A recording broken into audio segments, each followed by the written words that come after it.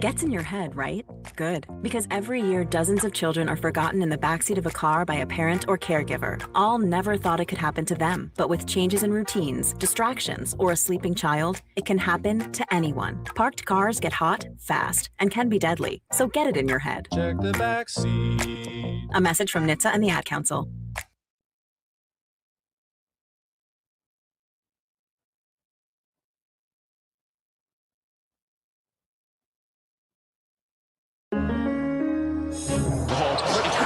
Crossover. Oh, killer crossover. Just crossover. It just crossed him over nastily. Another victim to the crossovers. Cross him up and sit him down. Crossovers powered by Everlevel Concrete Repair in Omaha at everlevelconcrete.com. Boys, how are we? Hello. Matt, how we doing? Great. How are you, man? I'm doing great. How is the place over there? It's the Awesome. grand opening of the tee box. Yeah, their grand opening is tonight, Okay. but they're already got the bays going. This is quite the unique place. This is very unique, one of a kind here in Omaha, and I look forward to talking about it and telling folks all about it. And I think for the golfers, for the serious golfers, for those who just want to get better, this is the place for you. this is the place to be. Matt, are you stopping by today? Yeah, I'll be there. So it's actually in a really cool spot over by the Funny Bone. That little arcade over by the Funny Bone. That's a really great place to hang out. I've been there before. And then also they got some pretty good food options too. If you want to grab a bite to eat, in and around that area, and then hop in over at the tee box. So that's probably what I'm going to do, because there's they got the Hawaiian Bros over there. I'm probably going to go and get a little right behind us. Little chicken over there, the macaroni salad, and I'm gonna hop in and hopefully hit a few golf balls. I packed my Got clubs. your clubs? I packed my clubs. I actually went to a different simulator yesterday that I won't be going to anymore, because I'll be going to the tee box There we from here go. on out. That's how it's done. I went to a different simulator to warm up a little bit, because I don't want to step into the box, and embarrass myself today. So I'm excited to go over there and rip a couple beers and have a good time with the people who enjoy 1620. Well, responsibly, of course. Responsibly. We look forward to talking about it today. Yeah. I think a lot of people are gonna be excited for the opportunities that will exist. That is if we don't get any rain. The good news is if we do get rain, you can still work out in here. It's indoors. This is an indoor facility, Can you imagine thankfully. an outdoor sim. That would be wild. Wouldn't that defeat the point? Mm-hmm. By the way, well, soon that'll be the thing: is outdoor simulators to simulate indoor golfing. Excellent.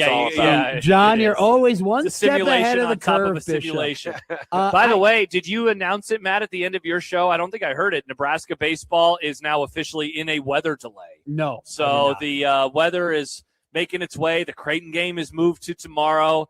I don't know why Nebraska won't just announce the game isn't going to happen today. If they're already in a weather delay, there's no chance that they will be playing a baseball game. I forgot to talk about Nebraska baseball today. Interesting. Sorry, guys. Yep. I was talking about Robin Washit's Nuggets instead. Understandable. It was sunny when I left Lincoln. You got to talk about Robin's Nuggets. Some of the best Nuggets around. It was sunny. It was sunny earlier today. I love a thunderstorm. You know what? I'm a little upset. There's a couple things I'm upset about. Number one, I'm in an apartment, so I can't really enjoy a thunderstorm anymore. Like I'm kind of noises on the roof. Yeah, I'm just kind of tucked away. Like I can't go on the patio and sit down on the chair and watch the rain come through and hear the thunder and feel the breeze or anything like that. Like I miss that. I also miss there was, moments in my life. I don't know if the kids are going to, be able to have this in this era of life. But I remember, there'd be a thunderstorm and it would get kind of bad and you would have to run down to the basement, and turn on the news channel and you'd sit down with for a thunderstorm. Yeah. Where it'd be oh, there might be a tornado, and there was that kind of moment of fear of oh, is my house going to get knocked down? And kids don't have that today. I don't know. Are we scurrying over to the basement anymore to watch the Weather Channel during thunderstorms? Well, okay. First of all, not during thunderstorms. That's the weirdest thing I've ever heard. Second of all, during tornado warnings, yes. Where else would you go? I don't know, man. Do you think they go to the roof now? With everyone using their cell phone cameras and trying to capture, they do want video. That's true. They're like my dad used to be. Dad used to do that all the time with his cell phone camera. No. Just be outside. Dad, shouldn't you be in the house? Shouldn't you be in the storm center? Nope, he's standing outside looking around. Just, he didn't care. The lights, now my brother dad and I are huddled downstairs. I'm trying to protect my Star Wars figures. I mean, it was Save the Star Wars you got to toys. save the Star Wars figures. the lights would flicker a little bit, and my dad'd be like, "All right, I'm gonna pop the popcorn. Everybody get down to put on channel 7." That was some core memories. What is this, like a movie for you? I mean, for my dad, he enjoyed it. He was like, "Well, might get insurance money." There are inside of us. There are two dads. There are the let's get downstairs. There are two dads inside of you. Let me cook. There are two dads. One is let's go downstairs. We need to be as safe as possible. Safe. The other is definitely I'm going outside. I'm going outside. I got to see this thing. I want to see it. I need to know that it's coming. Tornado porch beers are up there in terms of best beers. Are they? I love a Tornado porch beer. Interesting. Just crack open a Budweiser. I mean, do you even get Tornadoes in Skokie? Yes, we Skokie? do. Why? It's Skokie, Illinois. All right. Why? Yeah, I honestly, that's a good question, John. I was figuring. I mean, I know they get warnings and stuff. My favorite memories used to be when they would get like warnings in Chicago during a Cubs game, and they just run the scroll across the screen. And occasionally, Harry would be like, "Hi, there's a tornado warning. Make sure you keep an eye on the scroll at the bottom of the screen. Here's the pitch. He's outside, ball 2." And they just breeze right through it. They'd keep the game going. Meanwhile, Tom Skilling's back in the WGN weather station going, "I wish they'd throw it to me. Hi, Steve. You ever seen a tornado? I can't remember if I've actually seen one before. I don't think I have. I never have either, and I've seen like the start of something in the clouds, but I've never seen it actually come down. I saw the beginning of one, but I've never seen one on the ground. Oh wow, you watch tornadoes like I watch movies. I start them and then I just never. Yeah, you ever been to the town? The tornado started. It never finished. John, where you were? It's the tornadoes' fault. You were there. You were in Lincoln when they had that crazy day with like 4 tornadoes in one day. Do you remember that? Like there were like legitimate tornadoes touching down in Lincoln like 3 years ago. I was traveling to Oregon when that happened. Yeah, that's the one that hit West O. I think you were at the baseball stadium. Yeah. I was gone. Yeah, the tornado that crossed the interstate, that happened like an hour and a half after I drove through that spot. That was crazy. I was in the air. And we were, whatever flight we were taking, we had access to text messages, but not Wi-Fi because of our phone plan at the time. And so I'm getting all of these texts from friends that are like, "This is crazy. Can you believe this?" And it's like a tweet or a video, and I can't watch any of it. I'm like, I don't know what's happening right now. I hope that my dog is okay. Right. Thankfully, Mr. Banks was totally fine, probably howling up a storm.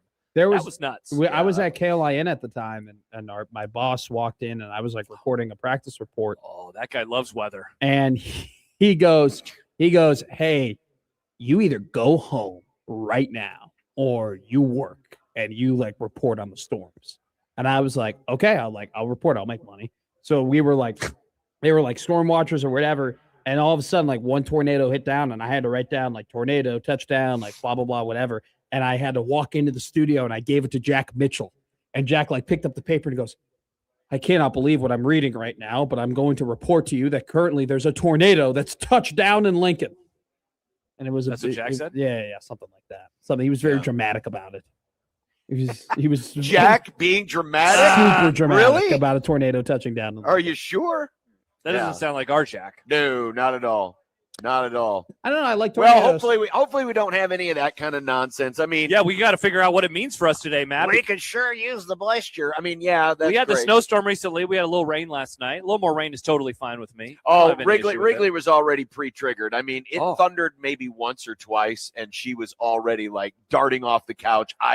Eyes were bulging out of her sockets. She's wow. Wrigley. It was one thunder. That's it. It's just Banks is not usually a sleep in bed with us kind of dog, but last night I think he might have been a little scared because he hopped up into bed and next thing I knew I was asleep and he was up there for a while. Everyone says Mr. Banks built like Tarzan, plays like Jane. Oh, they do not say that about him. They say he's a great dog. That's what the scouting report says. They said he loves me, and Riss. Maybe that's what they say about Does him. Mr. Banks, does he really have that killer mentality? Well, I hope not. Is he Kobe or is he? So you know what? He LeBron? did get a little mouthy last night when I was trying to trim his paw pads a little bit. He was like, I ain't having any of this right now. Get out of here with your trimmers. Yeah, he was like, no, stop it. I don't need any of your trimmers. I like Mr. Banks. If Mr. Banks and I went to college, we'd be friends. I don't think so. He told me he didn't like you very much. Whoa. Yeah, when you Wow, came that's over. kind of rude of him. He I was gave like, him, he's a Bears fan. dude, we were sharing Miller Lights together.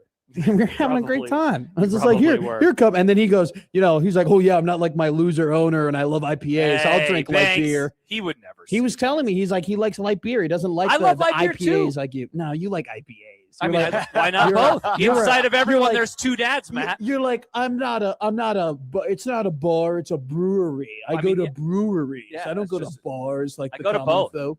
I go to both. Oh, I see. By the way, speaking of the Bears, sorry that we had to sign away your best receiver from the playoffs. Who did you sign away? Cam Curl. There you go. He was the best receiver. I saw that divisional round, I recall. I saw that they signed him to an extension. That's a lot of money to put in two safeties. You paid Lakes and Curl. All right, Les Snead. I love it when the competition blows money on money on good players. Yeah, no, that's a terrible idea. Are you? Money on good players. I've been saying some things about the Rams to trigger you, to get you to like get mad at my show, and I don't think you've been listening to my show. He's not listening to my show. Well, I was in here learning about the. I was here learning about the tee box. We're encouraged to listen to other people's shows here on the Zone, so we can reference and promote each other. I listen to Unsportsmanlike Conduct all the time and say, great point by John Bishop. But he it's said kind of hard. Do you say that like in your car? You're driving. You're like, "Wow, that's a good point by John." Well, no, I say it on the air. I go. I usually say when I'm listening to McMaster's show and I'm driving? I'll tell you what I said. I was listening to your first segment today as I got very close to here, and you said a word, and I said out loud in my car, versus. So you can guess what Matt would have said in that moment in time. Wow. Versus. That's what I said in my car, literally as I pulled into the parking lot.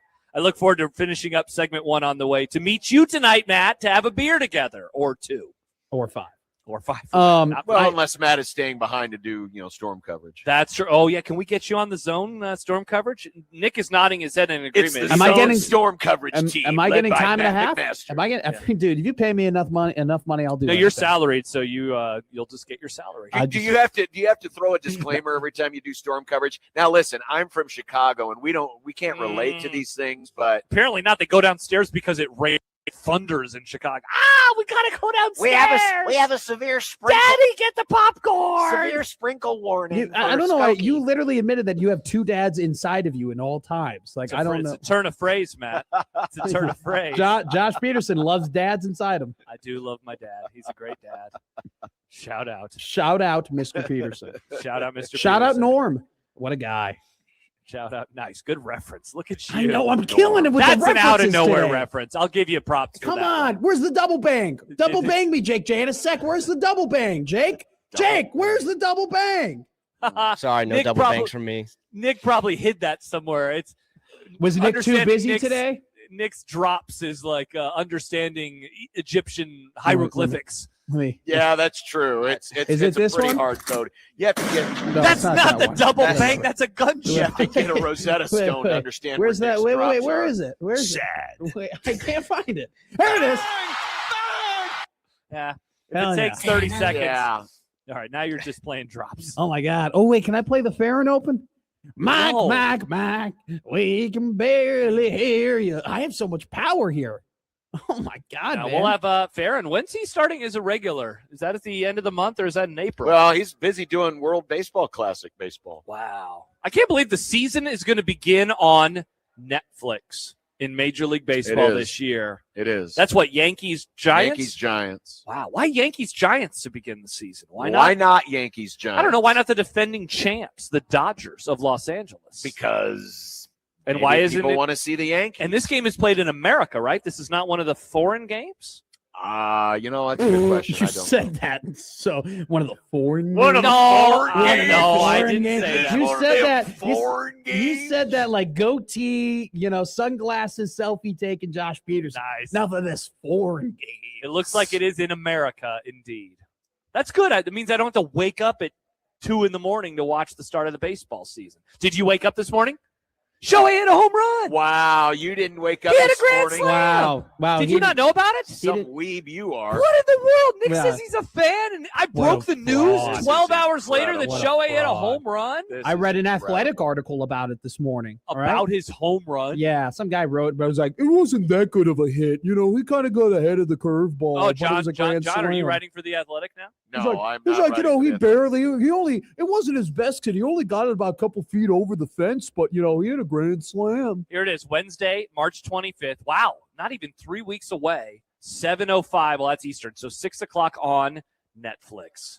Wow, that is. It'll be here awesome. before you know Wow. it. We It got really Nick will. Grimm saying that he's rooting for Japan over America because Japan cares about baseball more, and yet he didn't watch the first game of the WBC. I just got a text that said, "What a baseball fan Nick Grimm is." JFC. So in other words, I knew about this before he did. That's a tough look. Is Nick going to pick two teams on the same side of the bracket to play each other in the final of the WBC? Excellent, great. I mean, these are great questions that we're all asking right We're now. all asking it because, and by the way, I'm not making fun of Nick to make fun of Nick. I'm making fun of Nick because he's rooting against America, and that is insane.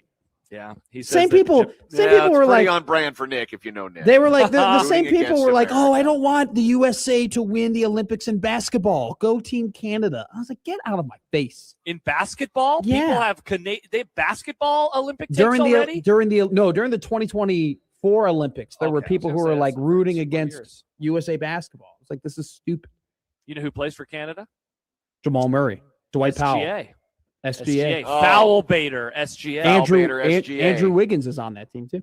This is the official show of hating SGA. I think that we have decided that over the last couple. What, of you don't days. like guys who just hunt for fouls? That's not Nope. your type of basketball. We are No, not definitively out on the Thunder on the Grum. Make a shot now. and Like then. here's the thing. Like Nick Graves gets to the free throw line a lot for Creighton, but he does it in a fun way. Like he just throws his body into dudes, and he's just.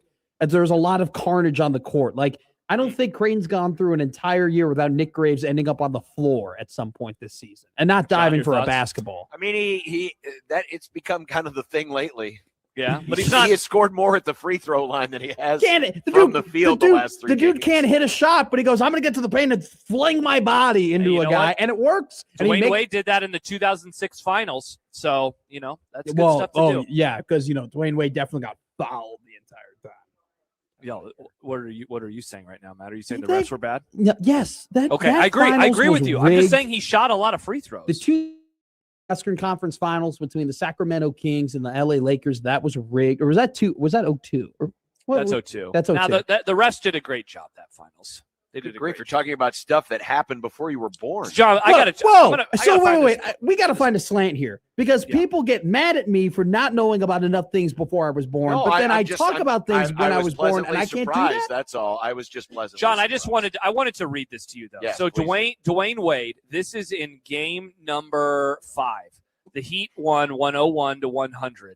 Dwayne Wade went 11 of 28 and scored 43 points because he shot 25 free throws. That's a lot. disgusting. Oh my gosh, it was so bad. That is a lot of free throws. Sam writes, you'll like this tweet, Matt. Sam writes, sometimes refs miss things like the 1998 Game 6 Jordan push-off. I mean, he did push off. People forget about Byron Russell slipping on the court He totally pushed. with Jordan's hand on his tush. It was the original tush push. It was the happiest moment in a lot of people in my life's lives. So Yeah, and Yeah. you were -5 years old. negative Wait, really? 4, negative No 4. way. That wasn't as happy as the 85 Bears were for people, right? My dad was a big Bulls fan. Really? He was. You think your dad appreciated any of the Bulls finals more than the 85 Bears? I think he liked the 92 and 98 finals maybe equally to the Bears. Wow. Yeah, the Bears Interesting. will always be first. Yeah. The 90 man, everyone talks about the 96 Bulls. The 92 Bulls were awesome. You talking about the ones that beat the Blazers? Yes. They That had a really long winning streak during the season. I would love to see the 92 Bulls play the 96 Bulls. Yeah, well. I think the do 92 that. Bulls are easily a top 10 team in NBA history. Yeah, the biggest issue with the 92 Bulls is that they started losing some playoff games. They did. That Great was the point. problem. Great yeah, point. They didn't like rip through the playoffs like they should have, which But- John famously remembers. Sure, yes. But Remember like- the shrug game? I was do the- remember that. I do remember that. 92 Bulls. Though this was starting to get after my time, because 92, you were out I mean, of the as soon NBA by as then. Magic and Bird, we're on the downhill slide. It's like this sport is losing. Would you say that the 86 Celtics, are they still the greatest team of all time to you, John Bishop? Do you remember the 86 Celtics? No. 86 Celtics were really good. But they only had one home loss that year. I thought the Laker team 6 Hall of Famers, the 86 Celtics. Let's go. Look at you, Josh. Josh Peterson's got a little like 80s, 90s NBA knowledge. I didn't really know you could tap into. Oh, do you not know about my bit, Matt, that I can name every NBA Finals champion going back to, I believe, 1980? Okay. Are you doing a bit on me because I do this bit as well? No, I'm serious. I have what's lots 80? of knowledge. What's 80? 1980 was the Lakers. Okay, then it was the Celtics in 81.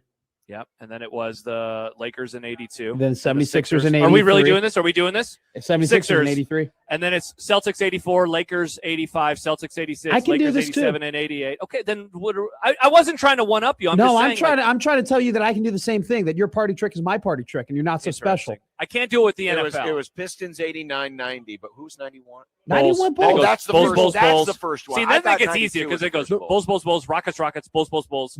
Spurs, Lakers, and then it alternates Spurs, somebody else, Spurs, so it goes. So Spurs, this is a great Spurs, point.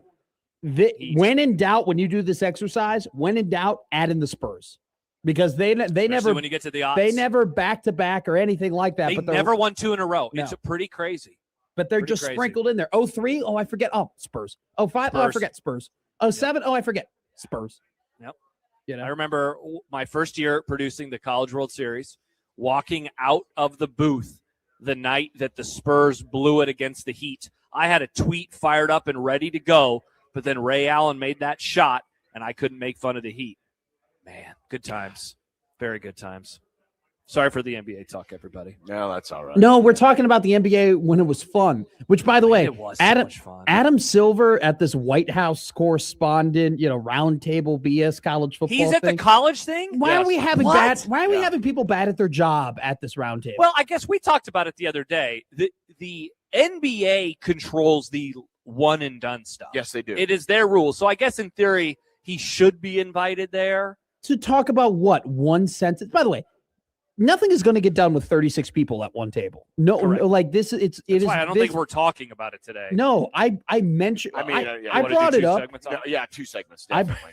I brought it up just to make fun of it, and then it turned into a serious conversation about how to fix college sports, and it was all Josh Hodson's fault. Somebody, I think it might have been Chris Vanini, who pointed out the time of this meeting that I had not seen until yesterday, and it's at 4. He's like 4:00 meetings on a Friday. Famously, a lot of stuff is getting done. Yeah, come on, we're coasting by 4:00. That is on a Friday. Real weird time for all of this. It really is. Really bizarre. Nobody schedules. I mean, the only people that schedule meetings at 4:00 on a Friday is if it's like an emergency. Correct.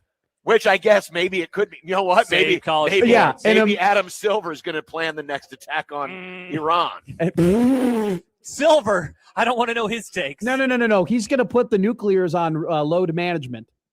Oh, yeah.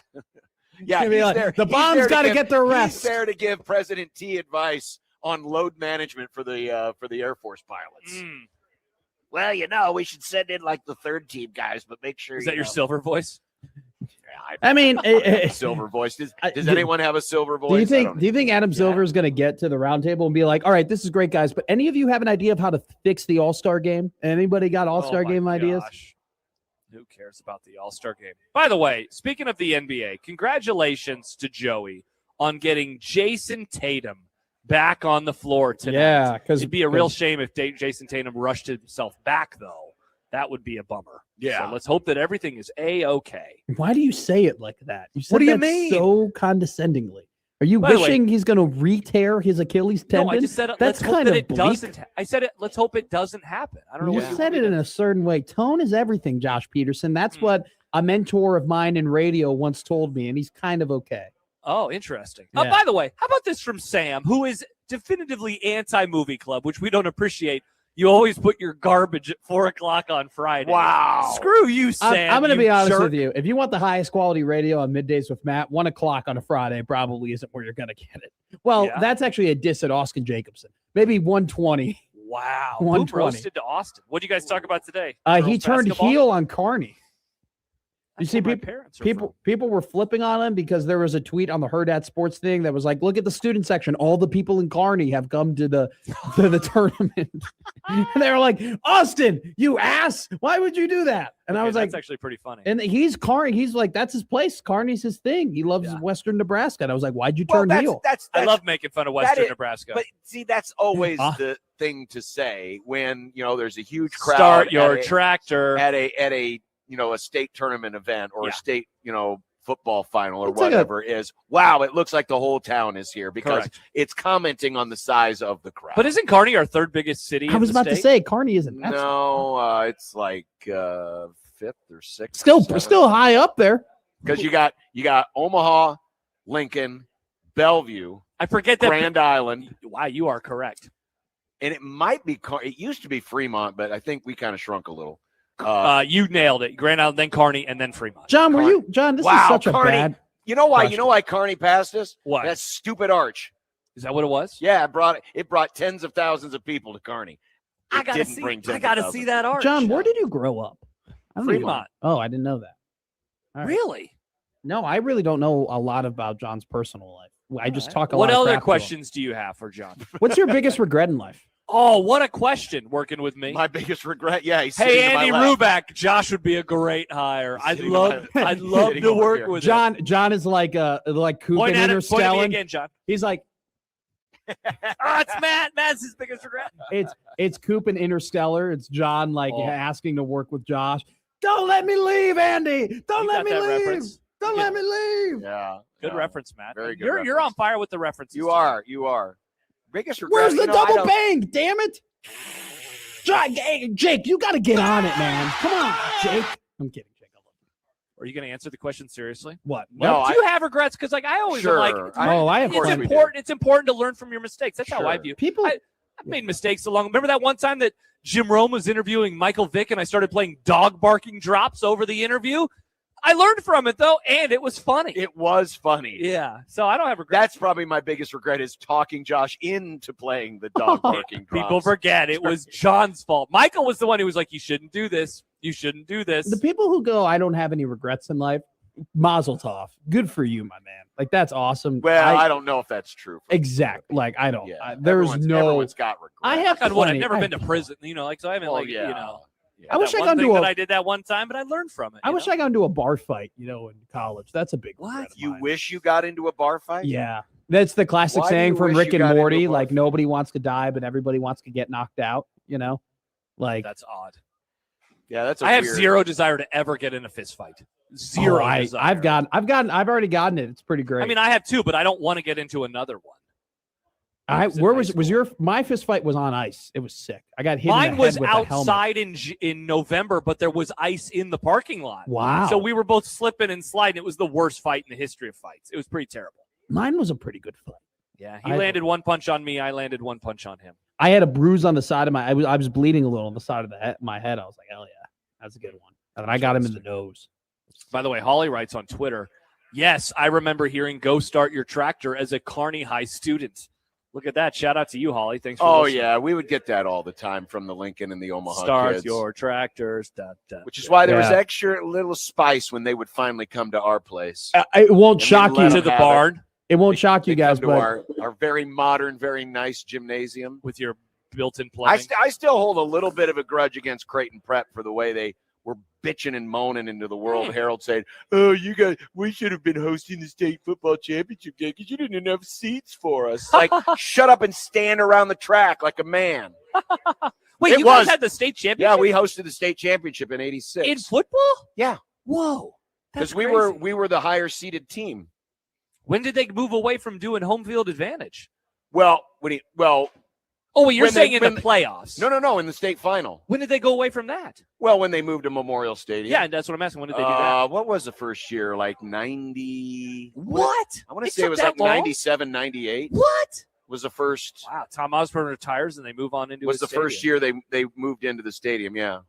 Dang, you know what I miss? Now, I don't cover the high school like I used to, but. Correct. I miss the days where, because I covered a few state football finals and in Aurora. Back in my day, yeah, that was I cool. covered a lot. It was cool. It was cool when when a small we don't town got cover to enough host high a school. championship game. Sure. Because it became this I'm huge kidding. deal. I enjoyed was covering awesome. high school sports this fall. I had a great time with John Schreiner announcing football. I enjoyed listening to That you was a ton the of fun. times that I was in my car on a Friday night. It was a great time. It won't surprise you, but our version of Start Your Tractor in the northwest suburbs of Chicago was Daddy's Money. Oh, that's pretty good. Yeah, Making fun of the rich kids. Yeah, Daddy's Money. So they said that to your school? Or No, you said that to we other were schools? actually more the blue collar prep school compared Really? to the Bennett Academy is like more than Nebraska college tuition. That kinda Like surprises if me. you get like a certain scholarship to the University of Nebraska, like you will pay less money to go than Bennett Academy. I paid less money to go to college a year than a lot of people did to go to the high schools Dude, I that don't people went to in understand that. Illinois. You better, if you're spending that much to go to high school, you better be getting a nice job fresh out of college. You better be set for life. I won. I did that. To get a job to pay for high school? No, if your parents are paying more for your high school than Matt had to pay for college, you better be setting yourself up for a great future. Oh, yeah, absolutely. Yeah, I mean, low-key. By the way, Adam texted 1996 was when they moved there. 96, 96. okay. Yeah, I remember it was in the 90s. Hmm. I remember it was in the 90s because I covered I think it was the last Class B See, final. Mustache Adam makes a good. Everyone's roasting you in the chat right now. I don't care. But Mustache Adam makes a good point. Blue collar prep is a contradiction in terms. He's totally right. I'm not admitting that it's not a contradiction. It's just that's what it was. Blue collar prep, that was called Auto Shop. Where I was Nice. Nice job, John. All righty. I'll see you from. I boys miss in a Auto little bit. Shop. That was fun. Bye, Matt. That was a good one. See you later. See you guys. We are live at the T-Box here on 114th, just north of Dodge on 114th Street. We're right next door to the new location of the Funny Bone. But this is a one-of-a-kind place, golf, training, technology. We're watching some guys that are actually they're doing a par 3 tournament right now. They're at Pinehurst. They're at Pinehurst Cradle. And they're awesome. They're doing a little tournament, but this is a great place for the kind of training that if you want to really be good at golf, it's kind of like how the pros do it. Mm-hmm. Absolutely. With the latest technology and everything. And we'll tell you a lot more about it. And it's a One Beer Friday. Yeah. And, the best part is we have a much better view to the outdoors. So if we do get crazy weather, we'll be able to describe it. Yeah. We'll be able to see it in the background. I like that I can watch this in my office and find out what the weather is outside. Well, kind of, because right now, because how bright everything is on mine, it just looks like the sun is just like beaming in from behind. Even though it's a cloudy day. It is a cloudy day. Mm-hmm. We are back to the T-Box on this One Beer Friday. Glad you could be with us today on Unsportsmanlike Conduct and 1620 The Zone. The crossover was powered by Everlevel Concrete Repair in Omaha, everlevelconcrete.com. We'll be back in a moment.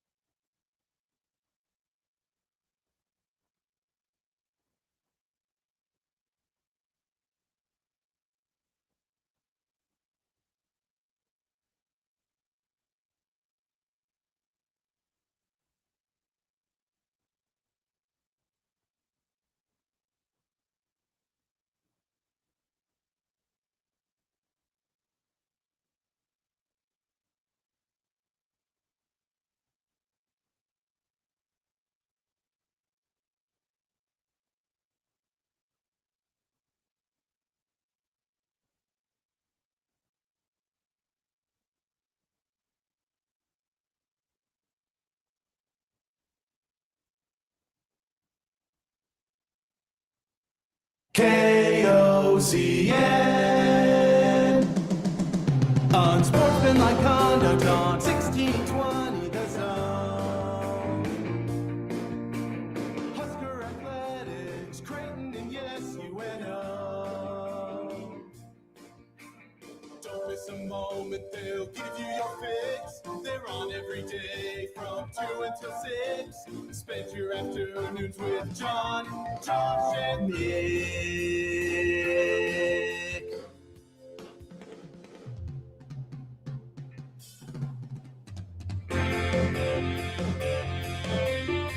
John, Josh, and Nick.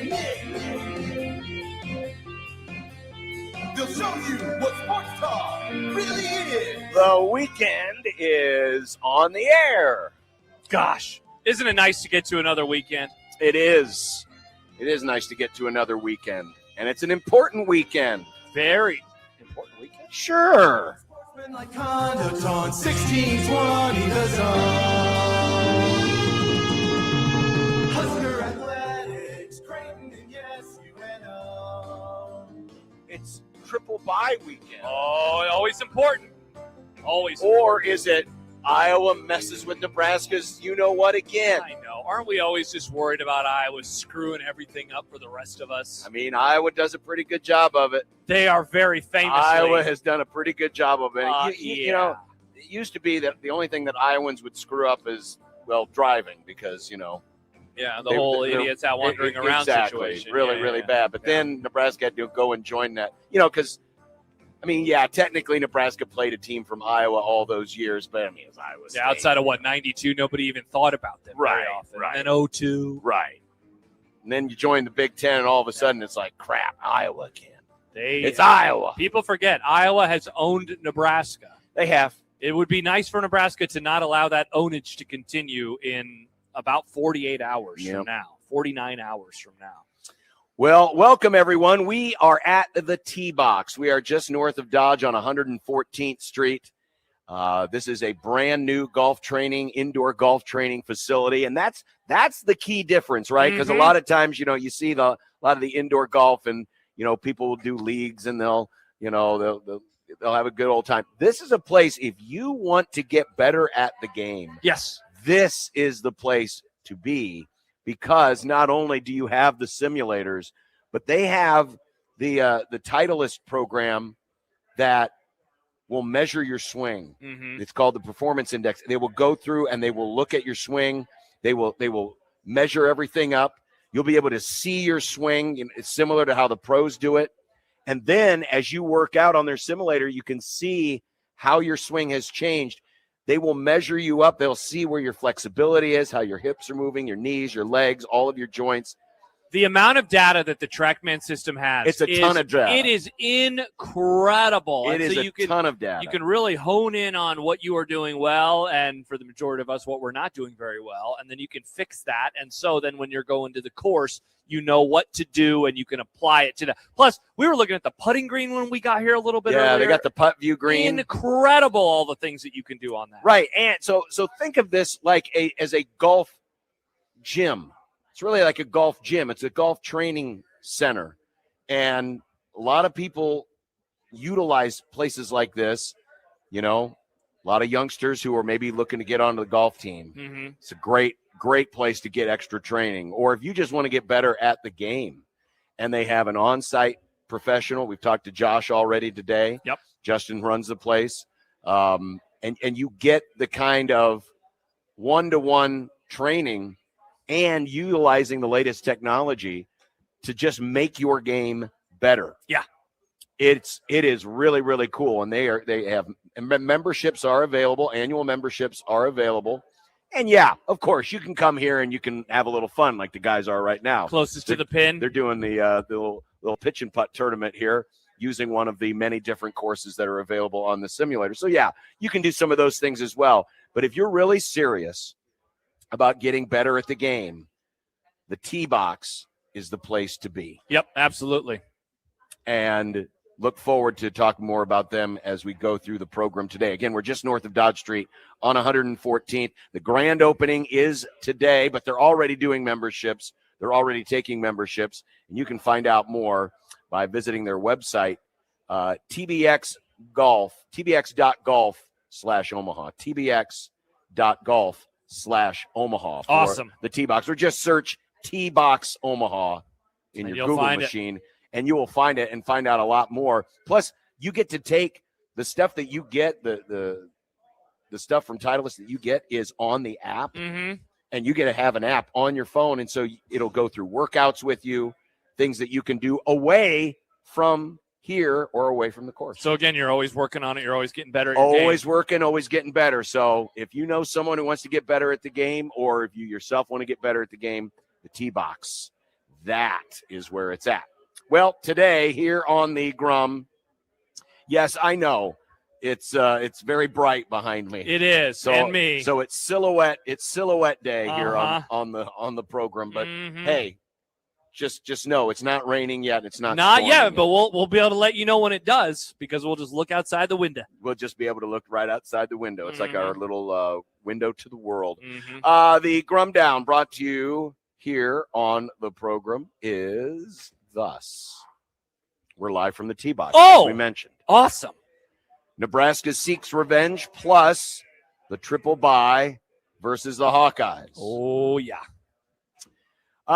Super Friends Roundtable weather pending. Still wondering what's going on. So an update just now from Evan Bland of the World Herald. Michigan State, Nebraska baseball still waiting out potential severe weather. Though it's been dry this afternoon so far, teams will revisit things at 3:30. It's so weird. Again, the storm wasn't scheduled to arrive in Lincoln until about 5. Yeah. So if you were going to start today, you probably should have started early, or at the very least, I mean, why not start it now? I understand how baseball works. Don't want the arms, don't want to waste anybody's arms, but odd that they delayed it in the first place, because the longer you delay it, I mean, you're just pushing up against the weather. This is probably going to be a doubleheader on a Saturday, if I had to have my guess. Yeah, probably. Like what we're seeing with the Jays. Yeah, Creighton already moved their game back that was scheduled for 3 o'clock today. They moved to a doubleheader tomorrow. Also, as we do the Super Friends Roundtable, the Legion of Doom meets in D.C. Yep. With Adam Silver present. With Adam Silver. He does kind of look like a bad guy from one of those movies. They always have bald guys as bad guys.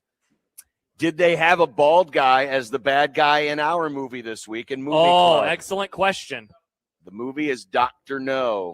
That's right. Josh wanted to see. He's never seen one of the original Bond films. No. And so we went to the OG. We went to the very first one. And so find out when it's Nick's turn if he picked the second Bond movie, and thus we'll just continue watching all 25 of them. I don't think we're doing that. You don't know. You don't know what Nick's pick is.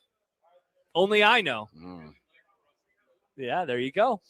The Red Hawks, that'd be Miami of Ohio, go for regular season perfection. Let's go. Tonight. Much to the chagrin of Bruce Pearl.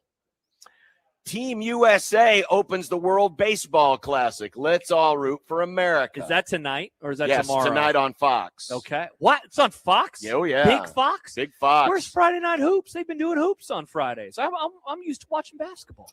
World Baseball Classic takes precedence. Since when? Since the World Baseball Classic. I guess that makes sense. Yeah.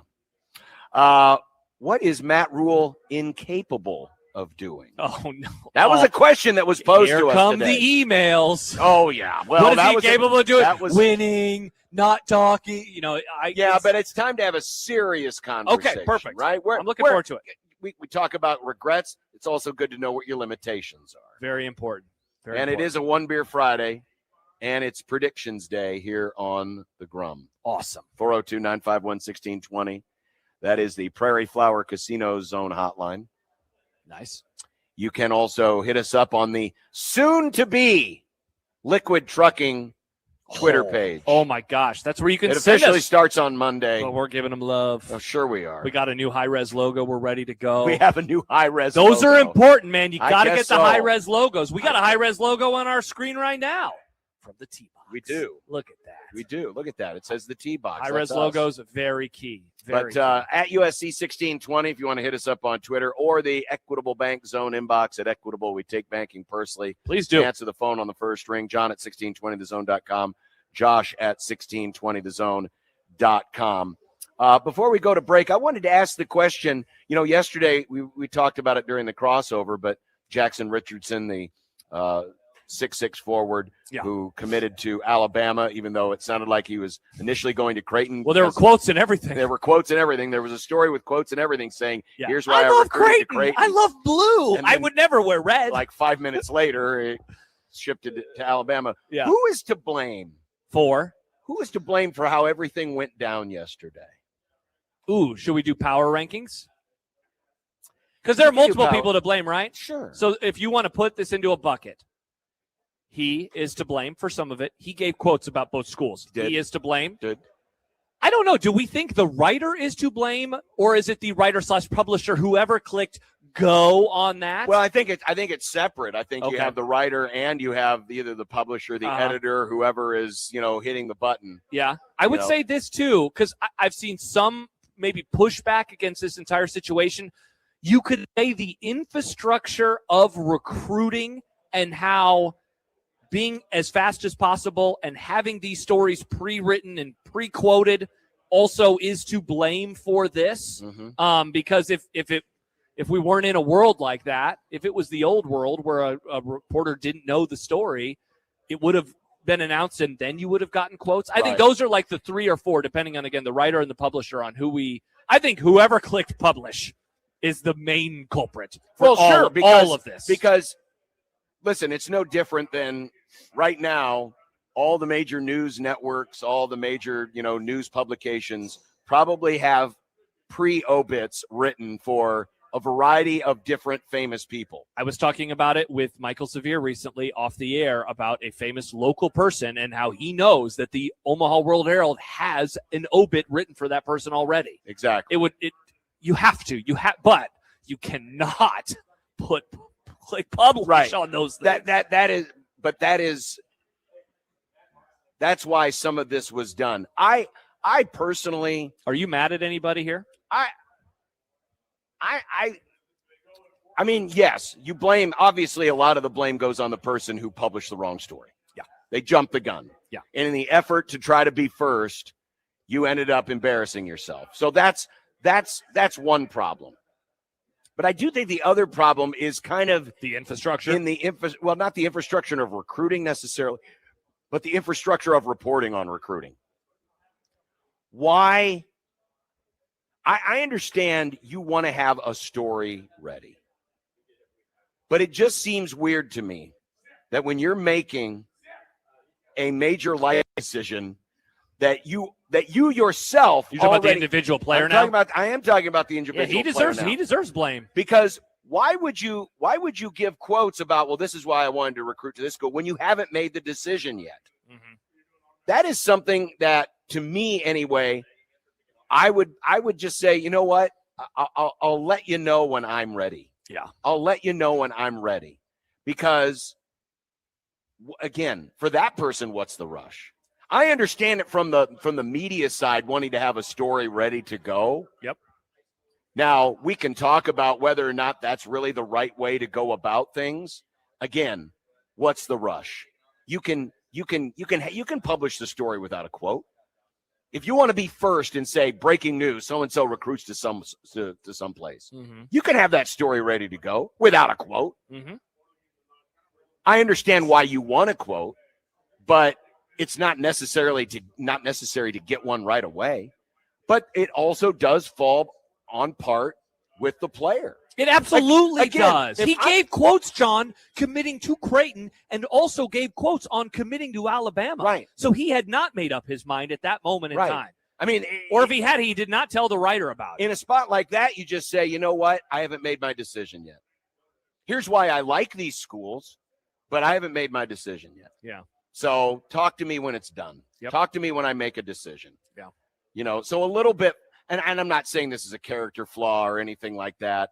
And why the change? Because I know that people around Creighton were very confident that they were going to get him. Yeah. It seems like this was truly a last second decision. A last minute decision. Yep. Which, again, I don't fault anyone when they're faced with a decision like that, sometimes it depends on what side of the bed you wake up on that day. Or maybe it's one other thing that was added that you didn't have before. Very interesting. Certainly money is probably involved in here somewhere 99.9% of the time when you get a deal like this. there's probably a money component involved. Of course, always. Which is part of the game. I was going to say, rightfully. Part of the game. Yeah, you can't get mad about that. But, yeah, I do think there's no rush. You don't need to tell anyone why you're doing something before you've decided to do it. Yeah, I have always. It'd be like asking the president, "Wait, why did you decide to bomb this country?" Oh, I've got a quote here for if I decided to bomb this country, and I decided it was not a good idea. It's very strange. I understand the business now is to talk to players before they announce them because to go back to a comment earlier, it's their story to tell. That's totally fine. It's wild, though, to go in and have like 2 pre-written stories where he's literally like, it's one thing again, pre-writing things happens all the time. You see that locally where a reporter will have a so-and-so doesn't commit to Nebraska, so-and-so does, where they have no inside information. And so thus they have it ready to go.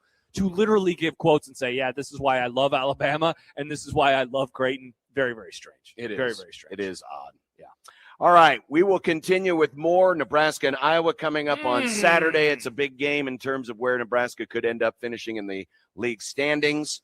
They could finish as high as second. They could finish as low as fifth. Yeah. And that's the difference between a triple bye and a double bye. Oh, if you're going to bother to go to the ice cream store, don't ask for the double. Get the triple. Wow, that's a lot of ice cream. It is a lot of ice cream, but if you're going to bother to make the trip, if you're going to go to the Pinkberry, make sure you get the triple. Yeah. And don't eat it before you give it to the dog. Very important. That was last night's curb. I see. Yes. Yeah. Oh, yeah. When Larry and Jeff decided to eat the ice cream and didn't give it to poor Oscar. R.I.P. All right. We will continue with more. We are live at the T-Box Golf Indoor Golf Training Center here at 114th and Dodge, just north of 114th Dodge, right next door to the brand new Funny Bone. Their grand opening is today, but hey, if you want to inquire about memberships, just go to their website. Just search T-Box Omaha or tbx.golf/Omaha, tbx.golf/Omaha, or come on by and see. Stop by and see us. We saw a friend of the Grum earlier. We'd love to see more. Exactly. You can find out more about how being a member here can improve your game with ways you never thought possible, just like the pros do it. We'll be back on 1620 The Zone.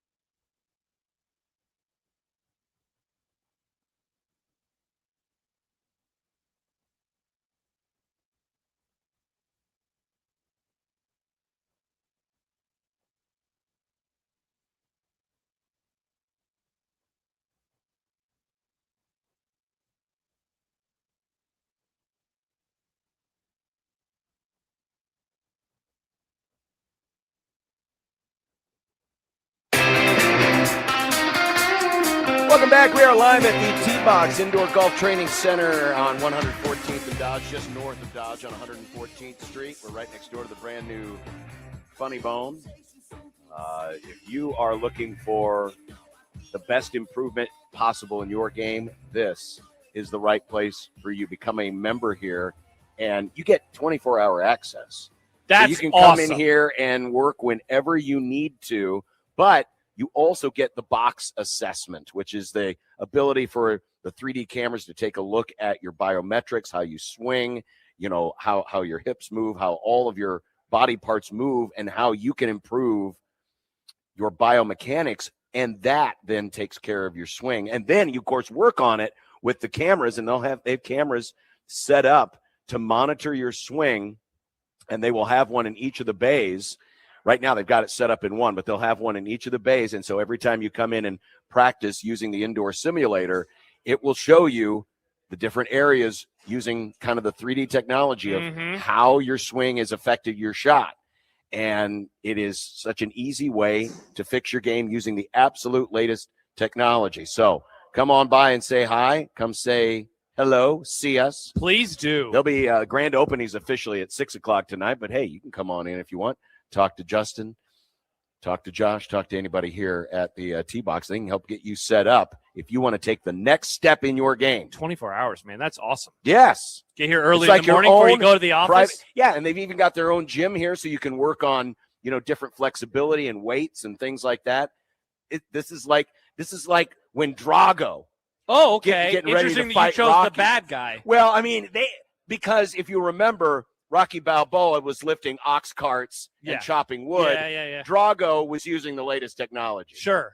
This is the latest technology. You can be like Drago, but with a better no steroids. and with a better ending. With no steroids. Yes, for yes, sure. and for definitely sure. a better ending. Yeah, there you go. Yeah. We landed the plane. Of course we did. We landed the plane. The Nebraska-Iowa game coming up on Sunday. Nebraska's trying to land the plane on this season. Yeah, and trying to finish in the top 4 so that they get the triple bye. It could finish as good as second, could finish as low as 5th. So they could still end up with only the double bye. And this, of course, is the rematch of the game played a couple of weeks ago in Iowa City. It was the worst game of the season for Nebraska until UCLA. Tuesday. Yeah, for sure. But one of the things that really stand out to me when I think back and I look back at that game, neither team could make a shot. Iowa famously shot 33% for the game, but Nebraska was only 5 of 24 from 3. But one of the big differences in the game was on the glass. I was going to say a lot of offensive rebounds. And the physicality of that game. It showed itself from minute number 1. It did. Man. Nebraska seemed like they were playing behind, and not even just on the scoreboard, but just trying to match the intensity and how Iowa was defending them. Price was unable to get open a whole lot, and I know that he was getting held at times too, but it just didn't seem like Nebraska was ready for what was going to happen on the floor that night. You would expect them to be much more prepared for what's going to happen on Sunday. Iowa had a 12-2 advantage in offensive rebounds. Now, it only yielded an 8-4 advantage in second chance points, but every opportunity Iowa got an offensive rebound was a missed opportunity for Nebraska to get out and run, get down and get something up on offense before Iowa's defense was able to get set. Yeah. And so even though Iowa didn't cash in a lot on their offensive rebounds, it's the added growing frustration of, we missed another opportunity. We missed another opportunity. And that was a big reason why Nebraska lost that game. Yeah, and you're right about in terms of getting second chance points. That didn't always happen, but there was a stretch late in the game where Iowa missed a shot with about 2 minutes to go. They got a rebound. They took the clock down. Then again, of course, they missed the shot, but get another rebound. And so at the very end, I don't even think that they finished that possession within the last couple of minutes with even a bucket. But they took off about a minute of time. Yeah. And so, I mean, in a game that, of course, ended up being decided by 5, but it was closer than that throughout, that was huge because Nebraska left a possession or 2 on the floor over the course of the last couple of minutes. And, it just allowed for them to suck the life out of the game. The good thing, obviously, for Nebraska is that this game is at home. We saw Iowa again last night playing so well at Carver Hawkeye as they take Michigan to the brink and you're wondering, wow, are they about to pull this off again? They are a much different team on the at home versus on the road. Honestly, it's kind of like a UCLA conversation. UCLA, really great at home, only one regular season loss. We just saw that. We saw them take down Nebraska earlier this week, and meanwhile, Iowa, they beat Nebraska. They take Michigan to the brink. But look at some of their losses as of late, including that one to Penn State recently as well. Well, they've got a loss to Penn State. They've got a loss to Maryland. Yeah, bad teams in the league. And yes, Iowa has one on the road, but they have not won a road game since the beginning of February. They went to Washington. They won that game by 10. It was actually a back-to-back trip. They went out on the West Coast to the Pacific Northwest and beat Oregon, beat Washington. But since then, they've only won 3 times. So they are in their last, 7 games, they're 2-5. But one of those wins was against Nebraska. The other one was against Ohio State. You mentioned the Michigan game yesterday. Played them close, but came up short, 71-68. They'll be competitive. And, Iowa right now probably feels pretty good about its NCAA tournament hopes. But to get this win would pretty much lock them in. They would not have to worry about Selection Sunday whatsoever if they got this win, because it would be 2 wins over a quad 1 team, and it'd be a sweep of Nebraska. And they could, and honestly, their resume could probably use it, because if you look up, their other good wins this year, just looking up the ledger, they did beat USC. Mm-hmm. They did beat Indiana, obviously Nebraska, and Nebraska. But those are about it. I mean, they don't really have a lot of great wins. They're 2-8, or actually they're 3-9 against quad 1 teams, which again should be good enough to get them in as an at-large. But to get one more would really, really boost their effort. And of course, the guy to watch for is Bennett Sturtz. I saw a stat last night on the Michigan game where he hasn't not played but 3 minutes of the last 8 games. So 3 minutes total? 3 minutes total. Of the last 8 games? Yeah. Good Lord. I mean, he played all 40 minutes against Michigan, played all 40 minutes against Penn State. He played, 38 and a half minutes against Ohio State, played all 40 against Wisconsin, played all 40 against Nebraska, played just over 38 minutes against Purdue. So if you go back to the last 6 games, he's only been off the floor total for 3 minutes. That's interesting, too, is because they just played on a Thursday, so such a quick turnaround for them. Meanwhile, Nebraska played on a Tuesday. Gosh, that is a lot of minutes over the course of such a long period of time. And he's the straw that stirs the drink. He absolutely is. He makes everything go for them in terms of, what he does and, averaging 20 points a game. Their best 3-point shooter. Everything runs through him. Yeah, and he scored a lot of points in the first game, but he did not do so very efficiently. No, he was only 8 of 22, but he got to the line 7 times and made all 7. And in a 5-point game, those 6 extra free throw makes. In a game that's decided by 5 was points. A difference. Yeah, for sure. Was a difference. Yeah. The other part, too, is how much physicality will be allowed to get away with. Exactly. This was a game where it felt like, Price Sanford was having to walk through fire every time or break through a brick wall. More. There were things stopping him. I guess fire stops people. I don't really run through fire very often. And that showed itself again from the first minute of the game. And so you figure, are they going to get that kind of whistle, on the road for Iowa? That is. I would expect not. I would expect Hoiberg is having conversations with the officials on things to keep an eye on. But look, this is a team, and we'll talk about it later in predictions. And by the way, Jack's going to move now. He's going to be in the 5 o'clock hour today, so some things have changed on his end. So he'll be. I know. Hopefully, unless he's in weather. 5:30. He'll be on at 5:30, like the normal Super Friends Roundtable. Okay. But you have to see, if you're Nebraska, a better start. Like, it is. Of all the things to be concerned about with this team right now is the tournament approaches. That's like the one thing I think above everything. Frager has been up and down. Rick Mast has been struggling. Jamarcus Lawrence, we talked about with Robin yesterday. He's been struggling big time. But, dude, those slow starts are really getting after them. They had another one against UCLA. It's funny. They started slow against Iowa, but not in the traditional sense. It's not like they were down by 10 points or something. They just didn't get off to a clean start, and that's why the game was able to unfold like it did. They have to get off to a better start on Sunday. They have to. Steve writes, hello, Steve. If Nebraska would happen to fall to Iowa and they went one and done in the Big Ten tourney, they would definitely fall to a number 4 seed, don't you think? Do you think the committee would possibly drop them to a 5 by going 5-7 in their last 12? I mean, certainly it wouldn't help. I would think that. I don't think they could drop to a 5. They could drop to a 4. I think they would drop to a 4 if they lose today or Sunday, and then they lose on Thursday. Because they're borderline 3 right now, as it is. Yeah. Right. So Luke basically losing their last 2 games, and to his point, going 5-7. Now the committee does not look at what you did in your last 10 like they used to. Yeah. So that would be, to Nebraska's advantage. But yeah, they would definitely fall to a 4. And again, it depends too on the other teams that are around them. But I think they'd be a 4. I don't think they could fall to a 5. No. Yeah. Plaquette says exactly 0% chance they drop to a 5. Bracket's pretty much set. Yeah. They're not going to fall to a 5. People I understand that there is a lot of concern right now, but they're not going to drop that far. They would, in my opinion, they'll be a 4. Honestly, kicks them out of OKC though, probably. The only way I would even see it as a possibility is if a bad injury were to happen and the committee uses that against them. Well, let's knock on wood that doesn't happen. So now you just put it out into the ether. Well, I'm just throwing out any possibility, but that's a remote possibility. And even then, Sure. I would say it's a remote possibility. Take care of business. That's the thing. Like, a lot of stuff around them has happened that has been good for them in terms of keeping themselves on the 3 line and getting in Oklahoma City. Put it on the list. They're winning on Sunday.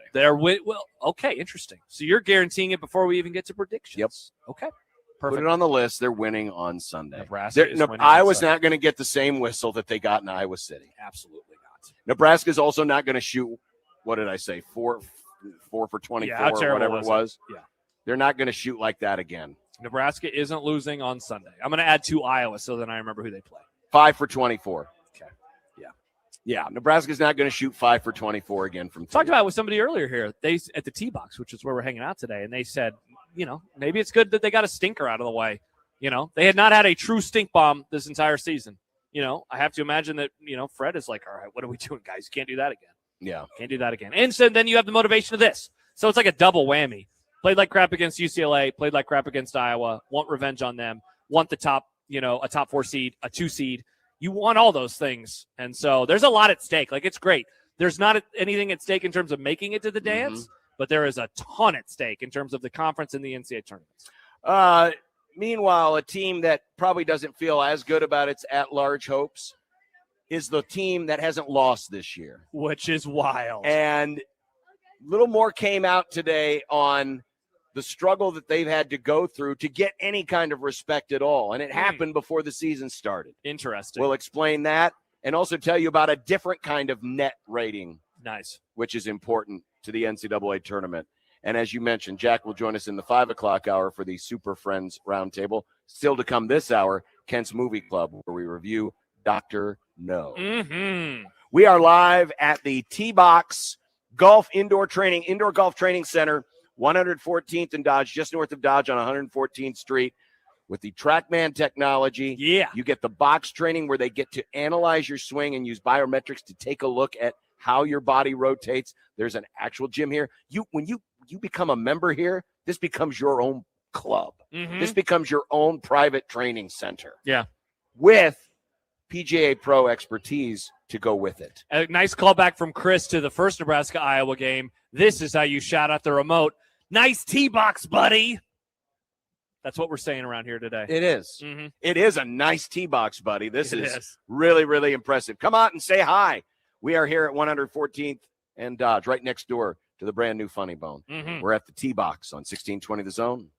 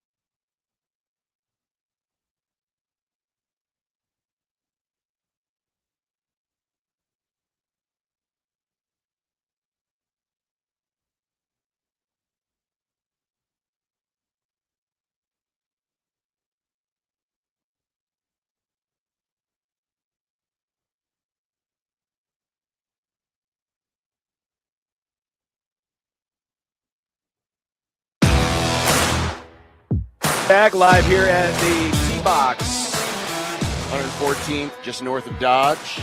Indoor golf training facility to work on your game.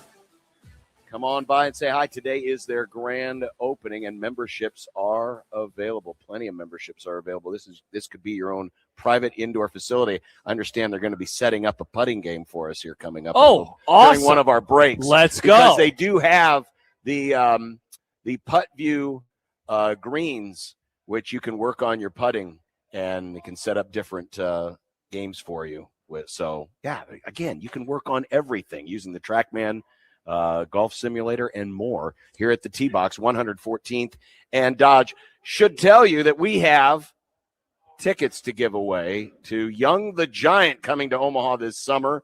It's August 3rd at the Astro Amphitheater, and we have 4 pair of tickets to give away, and we are going to do that today on the Grum. Nick has set us up with a drop. I have not heard this yet. Me neither. So I guess we need to hear it now so we can all hear it together. All right.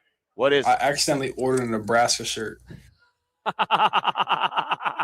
That would be Nebraska's new quarterback, Mr. Calandria. Anthony Calandria. Yeah. They call him Ant. We call him Int. I call him Calandria. All right, let's like hear that. name. Let's hear that one more time, Jake. I accidentally ordered a Nebraska shirt. Perfect. So caller number. Do we know what Calandria's number is going to be? Oh, we have to know.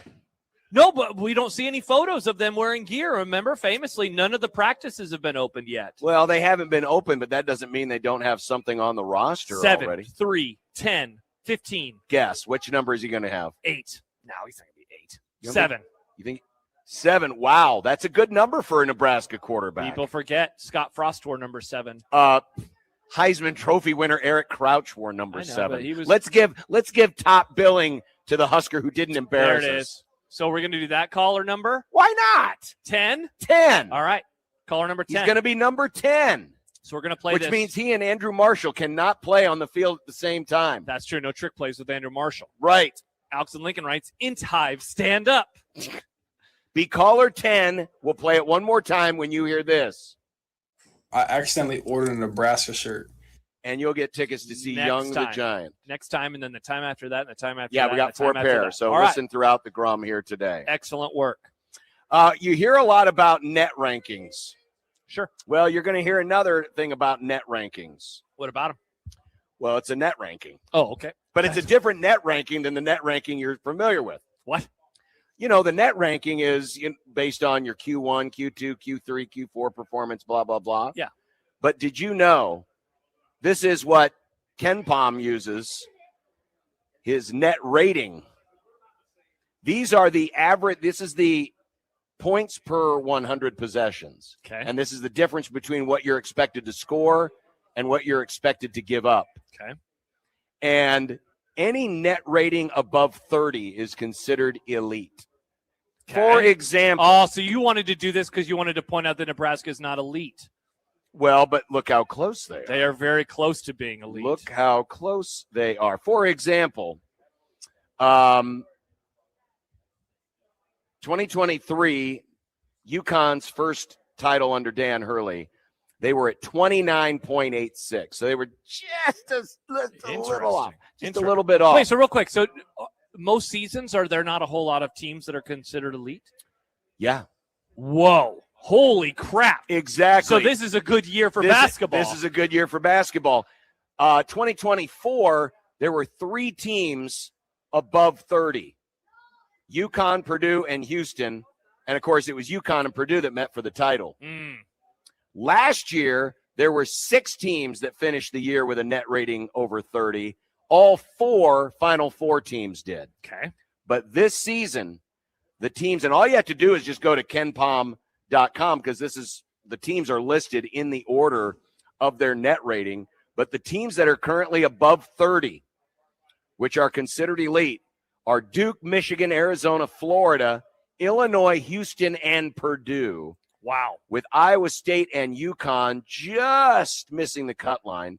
Michigan State 10, Gonzaga 11, and Nebraska 12. I put Nebraska You put on up. the That's graphic. very nice of you. They're right there. Making By the way, Nebraska's net is 26.8. How easy, difficult is it to go from 26.81 up into the 30 range this late in the year? Well, this late in the year with few data points, you're not going to be able to do it. Even if you you'd have to start whooping on some.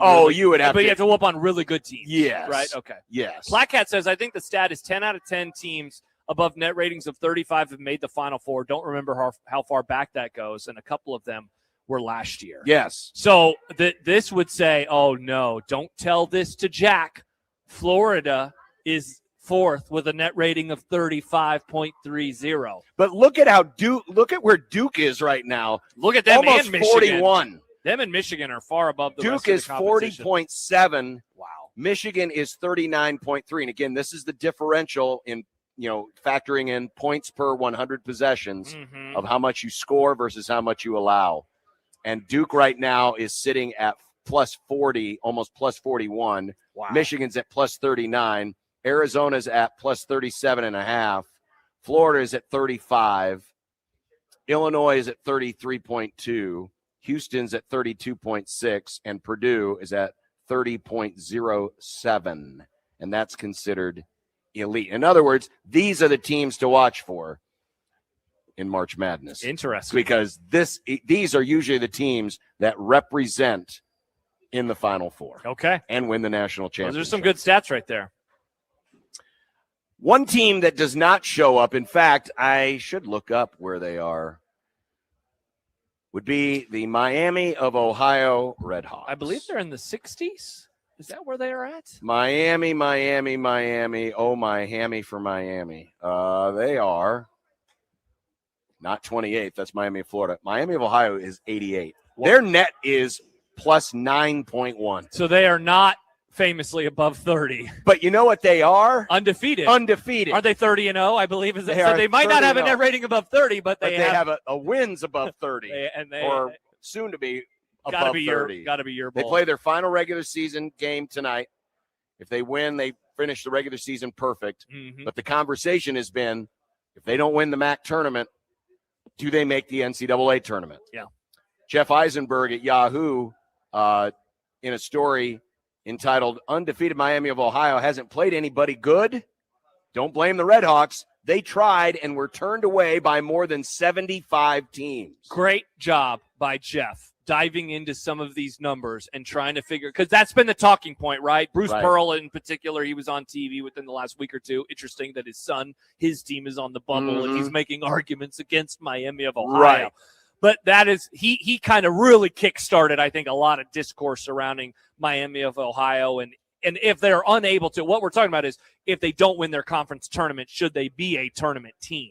And so, their schedule, not very good. They're non-conference, not very good. Well, there's a reason that their non-conference was not very good. Yeah, their strength of schedule net rating is 282nd. Yikes. Not great. Not great. Admittedly, not great. But it's not that they didn't try. Miami associate head coach Jonathan Holmes is the one who tries to make the schedule, and he put the word forth. He put the word to the folks that we're back up and we're open for business, and said we're willing to go play anybody, and we're not expecting a return trip. So we'll do a one and done. We'll do a one and done. Yeah. We'll play at your place, and we won't expect a return trip. And the feedback was silence. And not just from the major conferences, but even from the next tier conferences down, teams from the A10, teams from the Mountain West. Nobody saw a benefit in scheduling Miami because they returned 6 of their top 9 players from a year ago. Yeah. And were already a 25-win team a season ago. And they kept trying and they kept trying. Holmes told Yahoo Sports, I was told no by probably 75 to 90 teams. I guess you could say we were scheduling a no man's land. We didn't fit the profile of what anybody was looking for. So what is Miami facing here? Should they lose in the MAC tournament? Let's pretend that they win tonight. They go 31-0. But if they lose in the MAC tournament, don't get the MAC auto bid. What are the odds? The Red Hawks are one of 8 teams in the last 50 years to start 30-0. 76 Indiana, famously the last undefeated team to go coast to coast. UNLV. 76 Rutgers also went 30-0 to start. Oh, wow. 79 Indiana State, Larry Bird. 91 UNLV, 2014 Wichita State, 2015 Kentucky. Most recently 2021 Gonzaga. Wow, St. Joe's didn't start undefeated. That meant many wins undefeated. Interesting. Right? You didn't say St. Joe's in 04? St. Joe's, no. Huh. St. Joe's did not make it to 30-0. Their most impressive win you talking about Miami of Ohio? Miami is Wright State, ranked 137. So, yeah, no good win. No quad one wins. No quad one games, obviously, given they're 30-0. Exactly. So what they face is the idea of, does the committee decide, okay, we're going to give these guys a break? Well, since the NCAA tournament expanded to 64 teams in 1985, an eligible team with 2 or fewer losses has never been snubbed. You have to go back to 2004 Utah State to find a 3-loss team that missed out. Wow. So the precedent is of a team like this that they get into the tournament. Exactly. Yeah, who farted? I'm with him. Not letting a 30-0 team, if they don't win their conference tournament, would be insane. I don't care how bad their schedule is. This is a part where I just say, like, what's the purpose of playing these games? What is the purpose of playing these games? You know, Auburn has had their opportunities. Other schools that are on the bubble have had their opportunities, and they lose them. And I know they haven't had any. So we don't know how good or bad they are. But those other teams have had their chances, and they stink. I'm gonna throw this out there. If it's okay for the committee to consider teams that have suffered a loss of a player, sure, like an injury, yeah, then it should be also okay to consider teams and their intent to schedule. Mm-hmm. Miami of Ohio intended to try to schedule better teams in the non-conference and were told no, because the juice wasn't worth the squeeze to a lot of these power conference teams who didn't want to play a dangerous mid-major, suffer a loss, and affect their resume. Yeah. And bruise their ego. But their intent was, hey, we tried. Yeah, exactly. I think if it's okay for the committee to consider teams that have player loss due to injury, they should also consider scheduling intent, because it's not like they didn't try. Yeah. It's not like they didn't try to get a better win than number, what did I say, 140? Yeah. They gave it their best shot, and everybody told them no because, well, that's the way it is these days. Sadly. People don't like to schedule tougher. I hope that they just don't lose and that we don't have to deal with this I do too. I mean, I'd love to see them go undefeated. It'd be awesome. It'd be one of the most interested teams that I'd be in, and I imagine a lot of other people in round one of the tournament. By the way, an update from Nebraska baseball. They are going forward with this game today. They are going to have first pitch at 4:05. So they've had a 2-hour delay for no real reason at all whatsoever. Well, there is a reason, because they put Lincoln in a tornado watch. But what time? It's in effect right now. So why are they starting at 4:05? I don't know. Why didn't they just start at 2 o'clock? By the way, the watch does not include Omaha. Okay. The Superiors. See? Yeah. The Tornadoes are scared of us. About time you admitted it, John. Omaha superior to Lincoln. Well, when it comes to traffic, it's definitely. When it comes to having T-box locations, we know who was winning that battle. Yep.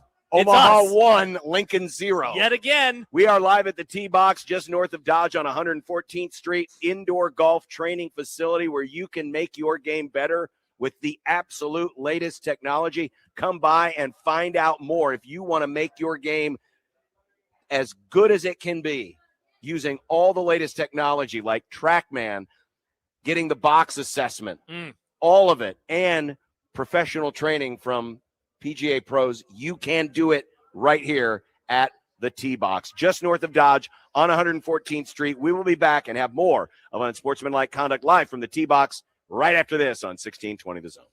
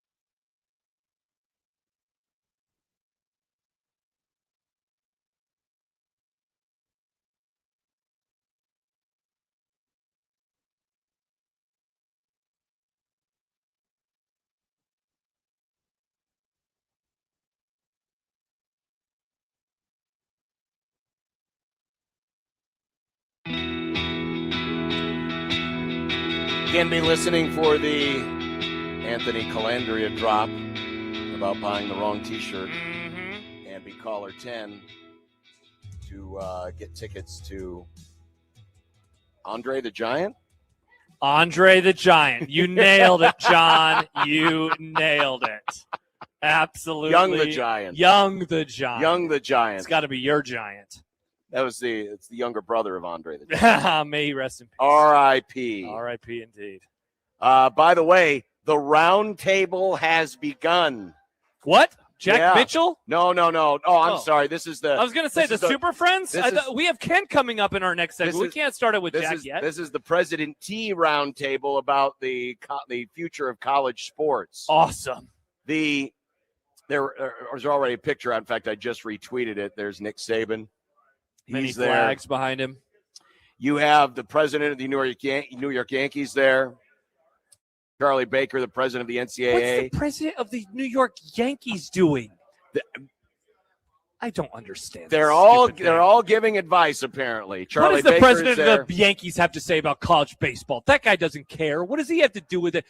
If any of the sports should like or dislike what they do in college, more or less, baseball should love the college baseball setup. They either draft a guy or they're in college for 3 years. It is perfect. It is the perfect system. Yeah. Power 4 conference commissioners, group of 6 commissioners, athletic directors, Nick Saban, Urban Meyer, Adam Silver is there. Awesome. Patriots president Jonathan Kraft. There's even TV executives there. There's a lot of people in this. This is called a photo op. Well, what this is. It is. And the idea is, hey, we need to come forward with something. We need to have some kind of a plan for what the future of college athletics looks like. The problem is you have so many divergent opinions right now, and you can't really agree on what the problem is. Correct. Now you have 40 some odd people in there with a lot of different agendas, with a lot of different sports. There are no college athletes there, right? There are no college athletes. What are we doing? What are we doing here? Part of it, though, is that the college athletes aren't organized. Correct. Well, I wonder why that's the case. That is true. I don't think that's what they're going to be talking about. No, they don't. The people in that room do not want the college athletes to organize. They do not want them to collectively bargain because that means they would be employees. Correct. And they don't want that either. Correct. So I really don't. I mean, is the idea that they would come forth with some kind of a plan, they can put it before Congress, they can vote.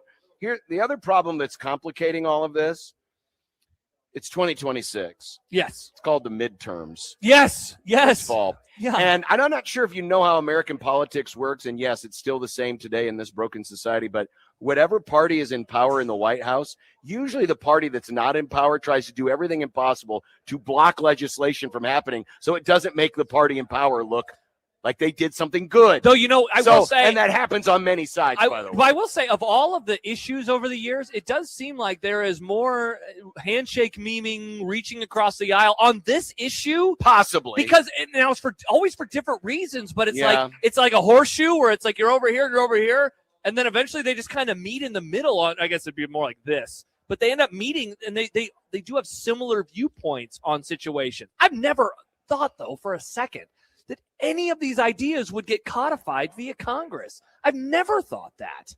Whether for the reasons that you just mentioned, or there are too many mouths to feed. There are too many people in this room that has too many different opinions on too many different sports. Well, I mean, you literally right now you have an argument on should we pool all of our rights together? Should we, do as the NFL and all other professional sports do, and we rewrite the act and get the antitrust exemption lifted so that all of the colleges can pool their rights together. That's the Cody Campbell idea. Then you have the Big Ten and the SEC who are saying, no, we don't need to do this. We're fine as it is. And so they're trying to block those efforts. By the way, those same voices are in this room together. They can't even agree on that. Yeah. And again, the hard part, much less even admit that they have a spending problem, not a revenue problem. If they wanted to do something specifically just for like college football, that in itself would be a whole issue that they would have to figure out, because you have the Power 4, you have the Power 2, you have the Group of 6, you have all these things. We're talking about all the sports under the purview of the NCAA. This is impossible. This is impossible. And having the Yankees president there is not going to help anything. if anything, they'll get different ideas, but whether or not anything actually comes of it, I don't know. I agree with you. A lot of this is probably just a photo op. Mm-hmm. It's a Friday. Again, it's a Friday at 4 o'clock. At 4 o'clock. Nothing gets done on a Friday at 4 o'clock except for the movie club. But other than that, nothing else gets done. That's true. The movie club does get done on a Friday at 4 o'clock, and that is the time we are nearing right now. Kent Wolgamott will be joining us coming up next, and we will review the first Bond movie, Dr. No. We will find out if Josh, who is only familiar with the Daniel Craig Bond. No, and the Pierce Brosnan Bond. Okay, but the modern Bond. Yeah. What he thinks of the OG Bond. And will this be the first of 25 consecutive movie clubs about James Bond? Good grief. If we did that, John, we would end it but when football season begins. Give or take a few weeks here or there. Well, we will do that coming up next here live from the Tee Box. It's an indoor golf training facility. Yeah, they've got weights here. You can work on your physical side. You can work on the mental side. You can work on your swing with their golf simulators, utilizing the TrackMan technology. You can get a box assessment done. These are things that cost many hundreds of dollars. You get it as part of your membership. Awesome. When you join the Tee Box. And it's open when you need it. 24 hours. So once you're a member, you can come in anytime, day or night, work on your swing. Anytime's a good time for golfing. Anytime's a good time for golfing and making your golf game better. Find out more. Just search T-Box Omaha on Twitter or come visit us. We are north of Dodge on 114th Street, right next door to the brand new Funny Bone. The T-Box, brand new to Omaha, indoor golf training facility. Kent's Movie Club is next on 1620 The Zone.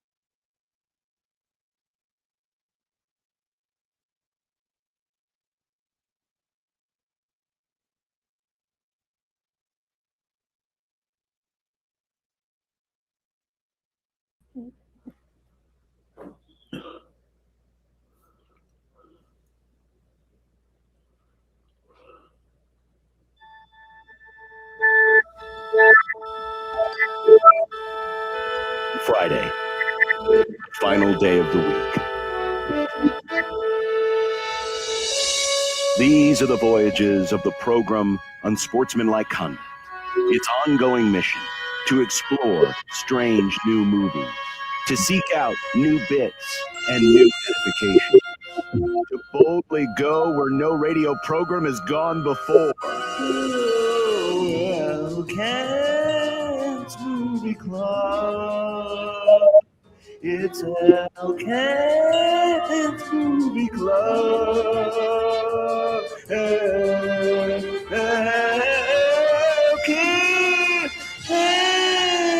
Movie Club. It's Kent's Movie Club. We have reached that glorious time of week. We say, hello, Kent. Hello, JJ. How you doing? I'm doing well. I would add something to your last little discussion there about the big collegiate sports meeting. Nothing can conceivably come of this if there's something has to get passed through the Congress. Yeah. Here's why. Congressional procedure requires first a bill to be introduced, then hearings, then committee approval, blah, blah, blah, right? Long process. There's not even a bill introduced yet, right? They don't even know what they want. So say that comes in a month. Here's the deep, dark secret in election years. Congress always takes a recess in August. Every year, August recess takes the month off. After September, after Labor Day, they're all out running for re-election if you're in the House. Right. So the Congress probably doesn't come back until November. So in order to do this, they would have to get the bill introduced, which they don't have, and then get it passed through both the House and the Senate essentially by August 1st. Impossible. There you go. It ain't going down. But hey, they got a good picture out of it. They got a great Nick picture Saban got to speak on it in Washington, D.C. Mm-hmm.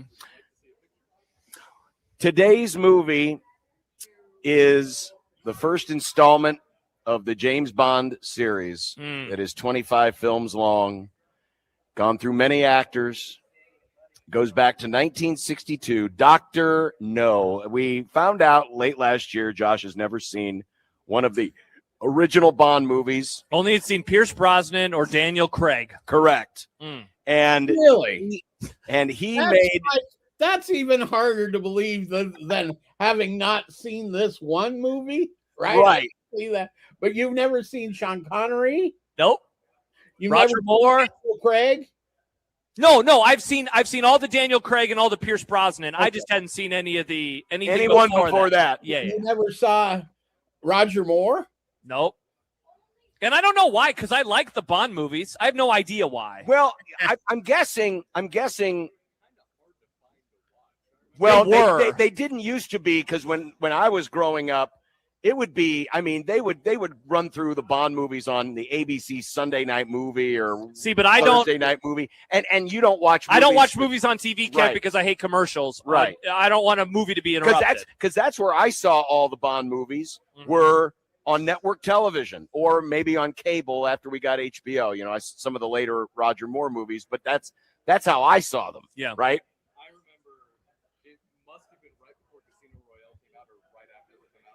My family friends got the box set of all the James Bond movies, and that was such a big deal because there was no other way to watch it. Yeah, I remember when those started coming out. Right. Yeah, when they had the big DVD box sets. Well, this is the first. Of course, it's Sean Connery in the role of Bond, and Dr. No. As with most of the, well, not most, but a lot of the Bond movies, the villain usually is in the title, whether it's the man with the golden gun or Goldfinger. Well, in this, or Octopussy. Yeah. One of my favorite Bond titles of all time. Octopussy. It was a good movie. Anyway, this is Dr. No. Yeah. Dr. No is this mad scientist who wants to disrupt the American space program, and he's going to do so with one of those secret weapons. Classic. And James Bond learns of this person's existence after it is found out that one of the other agents stationed down in Jamaica. It always the bad guys always have a lair that's in a nice, climate. Understandably, and it's usually in the Caribbean. But yeah. But and you want to know? You want to know why? Why? Ian Fleming, who wrote the books, lived in Jamaica after There he you left go. British Okay. Secret Service. There you go. So it's Bond's job to find Dr. No and to stop him. Mm-hmm. And that's the movie. Yeah. Introduces the music. Yes. Introduces, right away. That's the first thing. Introduces his drink, though it's a little different in how he orders it or how he doesn't even order it. The guy gives it to him. He's like, as you wanted it. He doesn't say shaken, not stirred. He says like mixed, I think is what he says not shaken. Yeah. Or not stirred. Not stirred. That kind of developed over time. I'm trying to, obviously it introduces, a love interest as always. Was there anything else that is like always a through line? I'm trying to remember. Absolutely. First off, you hit the theme music, but the intro of the gun and the eye and then the silhouette dancing. Yep. Right? That's carried through the entire series. Yeah. Great bit. The James Bond thing, the most famous, one of the top 25 most famous lines in history, right? Movie history is, what's your name? Bond, James Bond. James Bond. Every movie, 100%. The characters, M, the same guy, played M through 20, I believe, of the movies, and he died. So I think is the only reason he didn't keep doing it. Right. And Q, the weapons guy, was barely in this, and it's a different guy. But then the next movie, Q's in all the rest of the movies. Yeah, right? So, Desmond Llewellyn, the actor, who's they're always arguing amongst themselves. That's always one of my favorite parts of every Bond movie is the gimmick section where they show off the weapons, and usually Bond has some witty thing to say, and Q is the one saying, oh, stop being ridiculous, Bond, and all this stuff. But so she appears in the second one, and then she's no, she Q is it Q? Q is a he. Q is a he. Who am I thinking of? Yeah, I thought the lady, not the lady. Oh, she M. Yeah, she becomes well, M. Dame Judi Dench became M after the original actor who played M in this series died. Okay. So and then Miss Moneypenny, the secretary to M, she was there for 15, 20 movies. Which always made it a little weird, though, there towards the end of her run when she was still flirting with him, and she was obviously in her 60s. And it's a new younger Bond. And it's a new younger Bond. She has a type, John. Yeah, I guess. So, but they carried on that tradition. I'm glad that you mentioned it because for whatever reason, when you first picked Dr. No, I always forget that Dr. No is the first James Bond movie because From Russia with Love is the first old one that I saw, but that's really where they kind of nail the James Bond formula, starts out really cool. And then you have the section where it's like, oh, you got to do this. Oh, here's all your gadgets and cool stuff. And here's the Aston Martin. And then that's James Bond to me. So Dr. No is just never, it's never really felt like a James Bond movie to me. Well, and part of that too was this was done on a shoestring budget. Oh, for sure. Yeah, it shows. And it also is arguably the closest to the book as the story goes, which is why the addition of all the gadgetry isn't in the books, right? A lot of the stuff isn't in the books that became part of the movies, right? But this was the book, and this was as a low budget gamble is what it was. They say the budget was $1 million, and I did the transitions from $60 to today. It would be a $10 million movie today. Ooh, wow. That's like an art house movie today. It's wild to me, Kent. Like, I thought it was fine. Like nothing special, not bad, not amazing in my opinion. It's amazing to me that they decided to do that it kept going. And that at a certain point, it's going to find that kind of sweet spot of everything that makes a James Bond movie a James Bond movie. Again, this is to me, like an underbaked cookie. It has a lot of the stuff in there, but it's it's not all the way to what I would want it to be and what it obviously would become. Now, again, I can only speak from mid-90s movies on. I'm very curious to watch From Russia with Love. That's the second one. Yeah. Very curious to see what happens there. But in my opinion, it's kind of stunning that this is a movie that begats, something we're talking about 64 years later still. Yeah, I don't know that you could have predicted the 64 years. Sure. But you could have certainly predicted a sequel, because if you translate the dollars from yes, it made a lot of money. $65 million it made back then is $700 million today, but on a $10 million movie. I believe we'd try that again. That's some nice ROI. Yeah, and it is, and part of the reason too why it was on a shorter budget. Obviously, this is a very British story, right? Yeah, and folks in America weren't familiar. America wasn't familiar with these books. They weren't familiar with James Bond. Yeah, and so the British had to kind of sell it on America. So they really, they came over here and kind of did the blitz of introducing the books and introducing, the character to the United States, because they knew if it was going to become a big film, that it needed to have support here in the United States. It needed to have an audience here. And so it was not only creating a series from a series of books, but it was also introducing it to an entirely new audience that wasn't familiar with who James Bond was. Yeah. It's not like the Harry Potter books, for example. Harry Potter, everyone knew Harry Potter, right? And then the movies came out. But Bond hadn't become a worldwide phenomenon. It was still a very British thing, and they had to introduce it into this country at the same time as they're, trying to make this movie. And the other thing this movie did, and why it doesn't feel like the others, but it's way more of a contemporary movie of its time in this sense.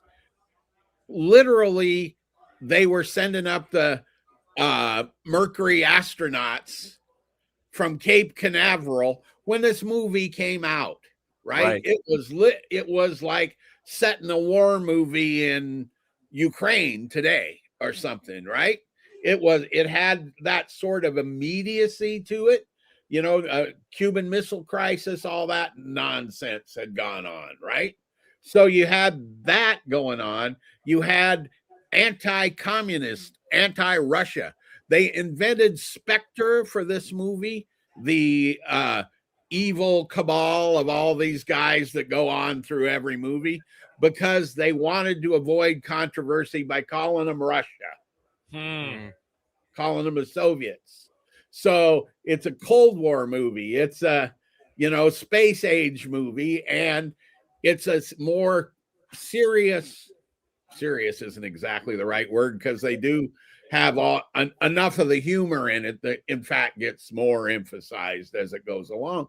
But it was a decent film that was kind of, and also kind of the first of its kind in a lot of ways. I think maybe The Spy Who Came In From the Cold might have already been out, but that's a serious John le Carré drama, right? As opposed, but this kicked off this whole spy movie, spy TV shows, spy this, that, like The Man from U.N.C.L.E. on TV, okay?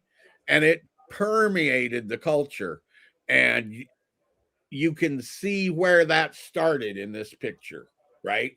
Even to the point when I was a little kid, I had a James Bond attaché case.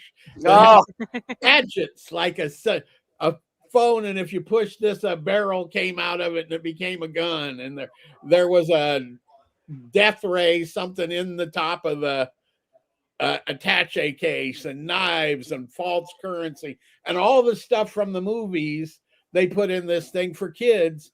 some of the first things that are turned up in this movie are in, there's a briefcase and whatever in this movie. So it's sort of, that's how I see it, as not an unbaked cookie, but the basic ingredients of this is the simple cookie, so to speak. Right. I mentioned earlier, I've seen the Daniel Craig ones. Of course, the first of the Daniel Craig ones was Casino Royale. I remember when that one came out, it was such a big deal because that is actually the first book. That is the beginning of the Bond story. This is not. Now, I know that there was, because we talked about it last week, there are 25 of the Bond movies that were made by the production house. But then there are these other two that are not counted in terms of canon. And one of them was Casino Royale. Why did they decide to start with Dr. No instead of the origin story of Casino Royale back in the 60s? They wanted to start, I believe, with I think Thunderball, which is probably the best story, but they couldn't get a script worked out with it. And there was already a script that Ian Fleming had written for television for Dr. No that they used as kind of the basis to do this movie. So they weren't so concerned about, getting it in the right order. They introduced, if you remember from Casino Royale, the first time you see Bond is in the casino. Yeah. Yeah. In this movie, the first time you see Bond is in the casino. So they took some things from that book, but the script was already at least a framework of it there. And when you're doing an ultra low budget movie and you got a script kind of there, you might go with that. You run with it. Mm-hmm. Yeah. Going back to the budget of this movie. Now, I enjoyed the movie, especially for what it was, but I did like kind of picking out the hard edits, the hard cuts, like when that lady gets shot at the beginning of the movie, there's a complete jerky motion, or even when the tarantula was crawling on him, you can very clearly see that there's a pane of glass and he's kind of pressed up against the glass and the tarantula is walking on the glass. I thought it was funny, but it was clever. It was well done. It didn't take anything out of it. James Bond is one of those things that's always kind of been around my life, but my introduction to James Bond, yours was Pierce Brosnan. Mine was too, but it was the video game. Mm-hmm. It was 007 Nightfire on the GameCube. I played that game so much. Same with, I played the From Russia with Love video game before I ever saw the movie. So it's cool that all of these avenues kind of funnel everybody into the world of in a James way, Bond. Kent, it's like John Madden. Someone your age is going to say, and especially you as a Raiders fan, John Madden is a coach. John is probably going to remember him more as an announcer. And then my generation and younger is like the guy from the video game. Right. For my generation, it was GoldenEye, because it was GoldenEye on N64. And that game, you couldn't go to a birthday party at someone's house or a sleepover that didn't eventually get to playing GoldenEye and doing the quad box, basically, where you're just shooting each other. Mm-hmm. That game was so much fun, and it was so inventive. A first-person shooter like that was.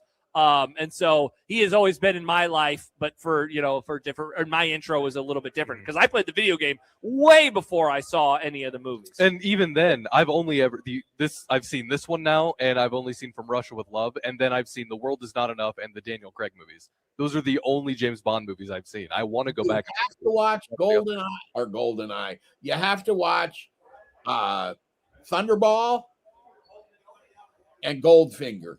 Yes. I've heard those two are good. By the way, Nightfire is an incredible James Bond. In my view, they're 1 and 2 in the Bond movie canon. Okay. And they're great, and it's Sean Connery, who, by the way, was about the 15th choice for this role. Yeah, there was many other choices. And he was the only movie that I know of. Let me put it this way. The only movie that I have ever seen that he made before this was Darby O'Gill and the Little People, about leprechauns, a Disney movie. Incredible. Seeing young Sean Connery threw me off. The only reason I realized it was him was because of his eyebrows. he had Sean Connery's eyebrows, but the rest of it, he didn't even talk like I was expecting. Shaken, not stirred. I'll have a martini. But it didn't even have the accent. He sounded a little more British. Man, Kent, they lived a bit harder of a life back then, because realizing as we watched the movie and then we went to the Wikipedia, Riss and I did, and looked at Sean Connery, he was 32 when this came out, which is 5 years younger than I am. And watching it, he looks older than at least I think that he looks older than me at this moment in time. A little bit different of a time. A little bit. Back then, smoking all the cigs. And that's what I was going to ask, because go ahead, Kent, go ahead. I was just going to add one thing about how he looks. Interestingly, when he got hired, I believe they described him as rough.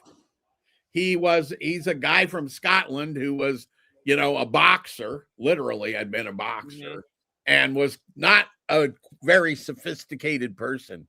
And so they literally changed his look, cleaned him up, put him in the suits, and took him out into that elite world and taught him how to do all that and how to be cool. Wow. I'm curious, especially for both of you, because one of the other themes that happens in every Bond movie, there's a lot of sex in it. Is that what that was? And I would say a little misogyny as well. Now, this one isn't quite, you'll get down the road into some of the later Connery movies, and, the way that women are objectified and treated, this one didn't have as much, but I'm curious, knowing what you knew about the times, how that kind of landed and how women were addressed and treated, because it was very different back then than it is today. Yeah, I watch every movie from that era. It's fine. Like I didn't even. Okay, I wasn't even. Yeah, I was going to say from lefty. This is different. The other movies as it's they a Bond movie. I know what I'm as going. As they get deeper into it. JB sounds woke, writes Theo. No, I'm not woke at all. And it doesn't bother me a bit. I grew up on this stuff. Like what Josh said, it's not great, but it was a movie from 1962. They're old movies, and James Bond is famously a womanizer. That's one of his bits. That's one of the. Or is it one of his gimmicks? That's one of the core pillars of James Bond. It's cool womanizer gadgets and Aston Martin. I guess there's four pillars. Interestingly, what they leave out, because those are all not as much the gadgets, but cool and womanizer and all that. In the books, Bond is kind of an alcoholic. Really? And the book, it's either Goldfinger. I think it is the book of Goldfinger, either the book of Goldfinger or Thunderball. He's in a dry out. He's in a sanitarium, and they try to kill him in one of those sweat box things where you're in and you up to your neck, by turning it up and like broiling him. So, but yeah. Wow. I had no idea, because that's never, at least in the ones I've seen, that's never like he has this martini at all. It's never even been hinted at that I know. That'd be an interesting angle to take on a movie. Yeah, for sure. Yeah. Maybe in the next ones, whenever those are coming out. Do we know yet, Kent, who the next Bond is? No. So interesting. There have been so many ideas thrown out over the years, because it seemed like for the last 2 or 3 Daniel Craig ones, like this is the last one. And then it was like, never mind, this is the last one, because I think one of them, he got like $100 million or something. He's like, okay. He's making a lot of money to do those. I've kind of been firmly in the Idris Elba camp, but I think he's a little too old. He's getting too old now. Yeah. And they're, the lunacy of people saying, oh, we can have a female 007. Okay. Let's see if you can work this. Yeah. Come on. We don't need to go that far. I have an idea for somebody, because I've heard his name come up. He's on the show I love called Industry, and his name, I'm trying to figure out the actor's name, Harry Lottie. He's young. He's in his 20s. He'll be 30 later this year, and he's kind of like a boyish face. So it'd be a completely different character from Daniel Craig. But that's one of the things. So now this is the third Bond actor that I've seen that I think is cool, is you're able to change the character a little bit. Like, I think Ken, originally when like the Daniel Craig's one started, it was, wow, gritty James Bond. And by the end, weren't some people like, okay, can we go back to having a little bit more fun with the James Bond movies? So it's going to be interesting to see what they do next. Yeah, and it'll be, and this, The one thing that is known about the next movie is that it's going to be directed by, and I will slaughter this man's name, Denis Villeneuve. Villeneuve, that guy rocks. He's going to direct the next Bond movie. That is so it's going to be dark then. It's not going to be funny. Well, it ain't going to be a comedy, I wouldn't guess. Yeah, we've done one of his movies in the movie club. He did Arrival. So I loved Arrival. I don't know if this is any kind of indicator towards the direction of things, but there is a new James Bond video game coming out this year called First Light. And that bit, it's like a younger take on a James Bond. So I don't know if they're going to want to try to do some kind of synergy, not necessarily to promote it, but that's going to be a lot of people's introduction to James Bond too. So I don't know if that would kind of encourage them to try to find somebody younger. And this is the first one that's coming out under the ownership of Amazon Prime. Mm-hmm. Yeah. They now that's probably why they're waiting, right, Kent? They really want to nail this. That would be my guess. And my guess is also they didn't want to start anything until the deal was done. Yeah. Mm-hmm. One last thing I want to talk about. It is the song. It's the James Bond theme song. Not only do I think it's one of the best, probably maybe the best theme song ever written, it sounds so modern. It holds up so well. A lot of songs written for movies back then, it sounds of the time, but something about the way the theme for James Bond is composed is just timeless. And I think that's really cool. Yeah. Yeah, I mean, music's awesome. I knew it was going to show up. I didn't realize it was going to literally start the movie. So is it the next one, Kent, that they start with kind of like how they do with all of them? Where the artistic. Yeah, this one wasn't as but yeah. I think it's the Goldfinger that they start the. I think From Russia with Love is pretty much straightforward like this, right? But they get Sinatra to sing the. Doesn't Sinatra do the theme? I can't remember who did it. I thought he did. Because that was that's another thing we didn't really talk about is usually getting big name acts to sing the theme, and many of those end up becoming top 40 hits. Yeah. In the 60s, they all did. Yeah, I mean, Tom Jones had Thunderball, and that was probably a top 5, maybe top. Shirley Bassey did the Goldfinger.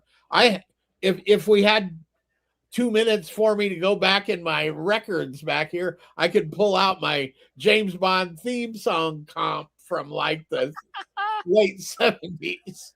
I like that about the music too, how the music is very popular for the time that it released. The World Is Not Enough, that was garbage. Garbage did that. It was a very grungy James Bond opening theme, but then you got Adele for Skyfall. Yeah, what was the one that Paul McCartney and the Wings did back in Live and Let Die? Yeah, Live and Let Die. That's I really never good one. realized was a song for James Bond. That was just a banger song. The best one is still Carly Simon. Nobody does it better. I think Skyfall by Adele is my favorite. Really good. That one's awesome.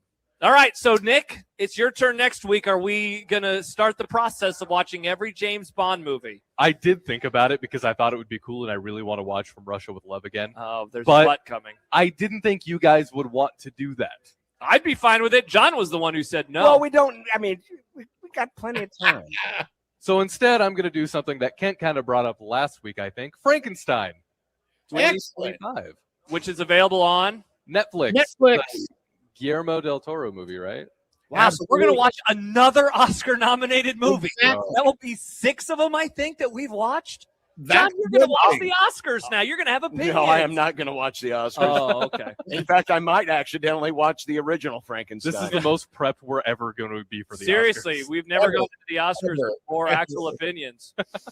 All right. So it's the 2025 version, John. Yes, John. Not the original version. Okay. And it's not Young Frankenstein. We already did that. Frankenstein. We did do that. We did do Young Frankenstein. Mm-hmm. All right. Well, Kent, that'll be next week. I mean, it depends. There's a chance I won't be here for it. John's hoping for it now. Yeah. Well, I mean, no, I'm not hoping for it. I don't have a problem with seeing Frankenstein. Oh, okay. It seemed like you were. I would have picked a weird movie if you weren't going to be here because there's one I've had in the can that I think you picked Frankenstein. You definitely picked a weird movie. Weird movie. It's a what's his name Del Toro movie. This is going to be a really weird movie. Oh, what's his name Del Toro? Have you not? Have No, you? I haven't watched it yet. I'll be honest. I'm not really good. I'm not a huge fan of it. Okay, well, okay, Kent. So it was either going to be this or Saltburn because I recently watched Saltburn. And I don't want to put John through Saltburn, so I want to. I understand that. Else. Yeah, no, you don't want to do that. Maybe That would be the next time he that would films. be I not think Stibbs good. would like it. Well, of course he would. He loves weird movies. All right. Well, Kent, enjoy your week, and we'll see you next Friday. For all those interested in the world's greatest motorsports, what is it? Oh, dang it! We almost made it. Streak continues. 7:30 tonight, I believe, is practice 3, and then 10:30 is qualifying starts at 11, and then tomorrow night is or Saturday night is the race at what? Wow. 10 o'clock, something like that. Yeah, the race is at 10.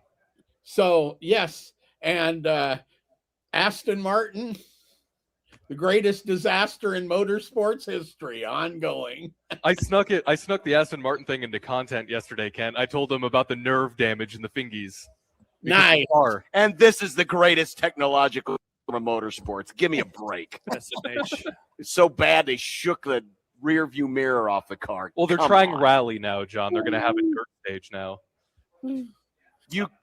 Past time for a break. Sorry, John. We gotta go. Drivers can't survive dirt. I Gotta can go to a promise you break. that. All right. Bye, Kent. We'll see you later.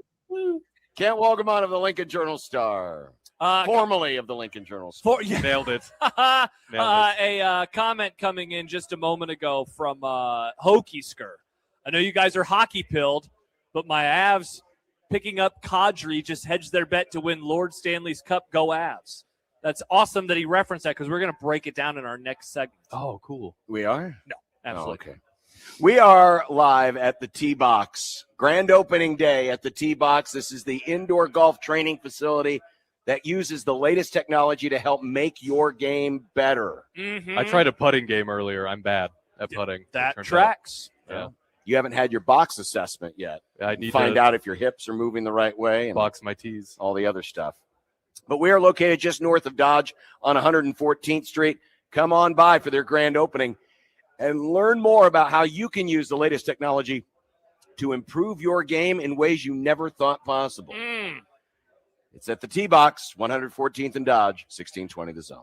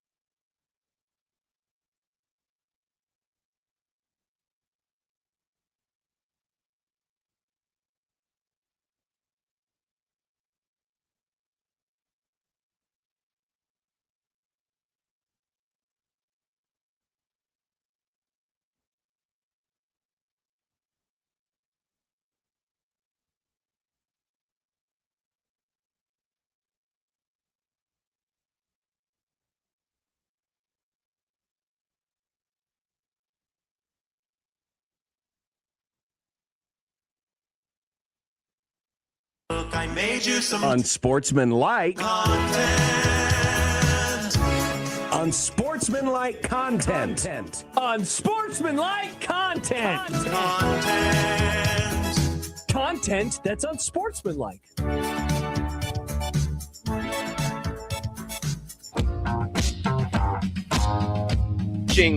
McMaster here is I can see how squarely or not squarely he's hitting the ball. So if you notice, there's a little inset screen up there, impact video. Oh, there it is. Where it shows where he's hitting the ball on the club.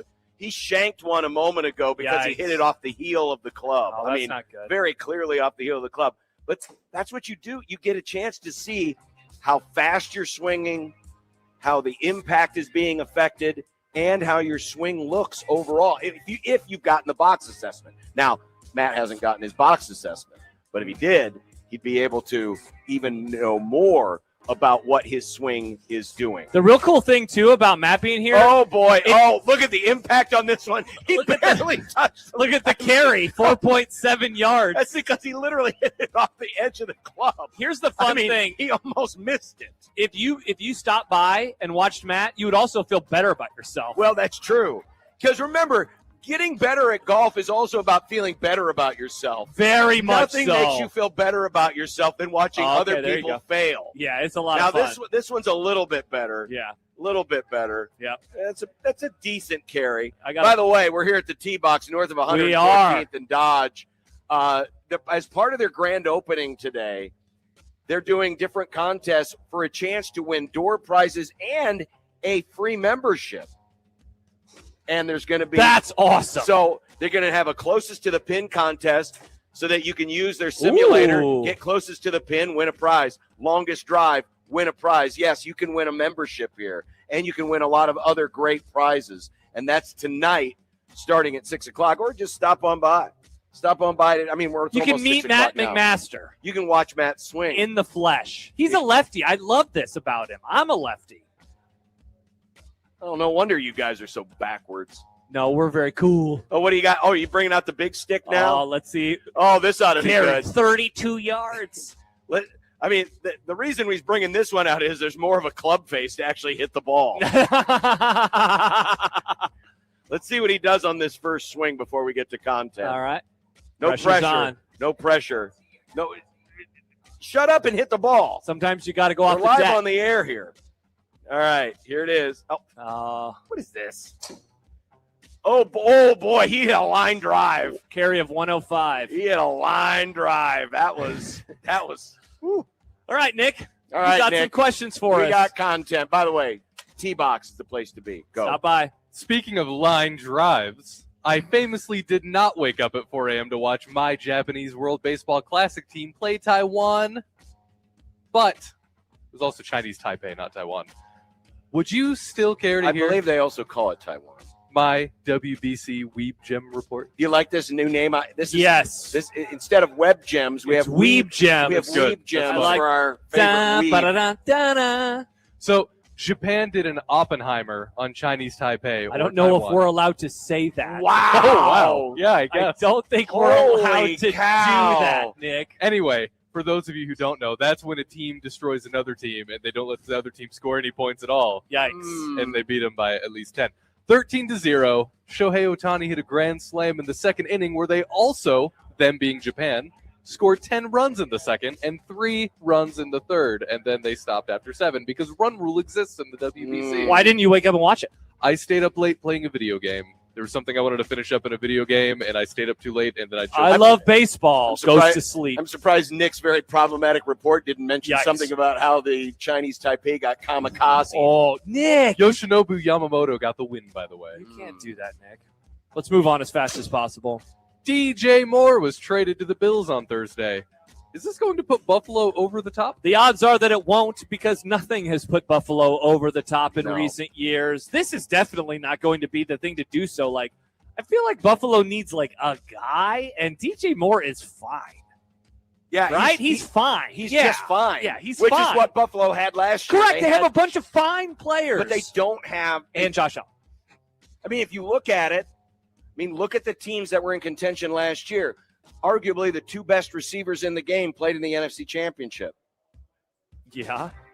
I mean, that's not true. Only do you need I the thought you were quarterback. trolling, but you're no. correct. Yeah, not only do you need the quarterback, 273. You also need that guy, and Buffalo does not have that. No, they do not, and this isn't changing that.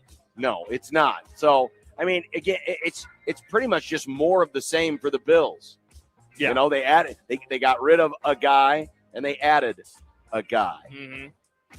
They also subtracted a head coach. They did subtract him. Put it on the list. Buffalo's not winning the division next year. Ooh. Well, they did win the division this year. But they're not winning it next year. All right, another list item. Okay. Buffalo overrated. Geno Smith is now on the open market. The Raiders are releasing their starting quarterback, presumably to make way for their pick of Fernando Mendoza.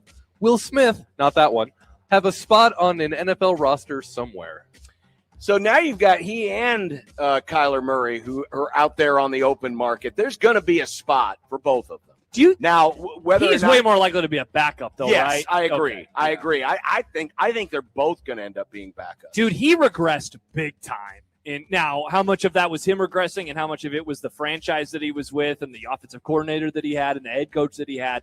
But Geno has not been as good as he was in his early part of the Seattle career for a little bit. Yes, he will definitely have a spot. I just don't think it's going to be as a starter. ESPN's Peter Schrager says Trey Hendrickson to the Cowboys does make a lot of sense. Josh, does it make a lot of sense? I mean, it makes sense if they're not going to get Crosby because a lot of the chatter. Did you see that stupid barking dog Twitter account today was like, woof, woof. The Eagles are interested in Max Crosby and they're going to trade Jalen Carter for him. This stupid dog account reported on Micah Parsons getting traded to the Packers like weeks before it happened. So my antenna is up. This would be a backup option for the Max Crosby trade. I feel like he is on the back half of his career. I'd way rather have Max Crosby than Trey Hendrickson. They'd have to actually sign him, though. And he's probably going to cost a lot. Nah, I'm good. You good? I'm good. You sure? I'm good. He's good. I'm fine. All right. The NFL can opt out of its media deals after 2029, but they want new deals in place before the season kicks off. FDR. Did we just enter a time warp? Is it 2029 already? Has President T become Emperor T? Uh-oh. So this is what the NFL wants to do. They figure, hey, let's get these deals in place now. So it sounds like they're talking to Paramount and Fox, who are, of course, the main Sunday partners of the NFL, and they want to get everyone else extended.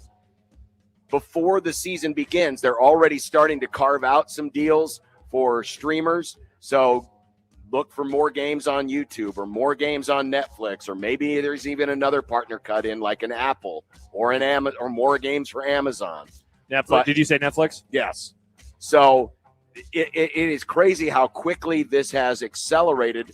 Before it was, oh yeah, they want to do this. Now it's like, no, we want to get this done before this season begins. And that's the kind of power that the NFL has right now. Even though technically they're not supposed to be able to do this until 2029, they're already saying, folks, this is what we want. And the networks are saying, oh, you want us to jump?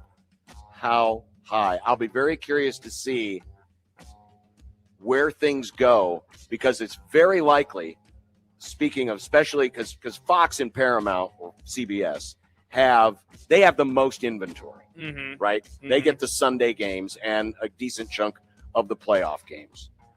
But the likelihood that they're going to end up paying more for less, because some of these carve-outs they're going to go to the streamers, are going to come out of their inventory. So in other words, fewer of their Sunday games and maybe assigned to a different network. Yeah, I'm with you. Here, this is maybe a topic for a different day when we have a little bit more time. Is this being done in a way to get out in front of a potential bubble with just the way that the economy is moving right now, or at the least the networks and the kind of actual cash that they have on hand? This is nuts to do this so early, 3 years at maybe 4 before it was supposed to happen. And they want to lock these contracts up, according to John Oran, through the 23 or 2033 or 2034 seasons.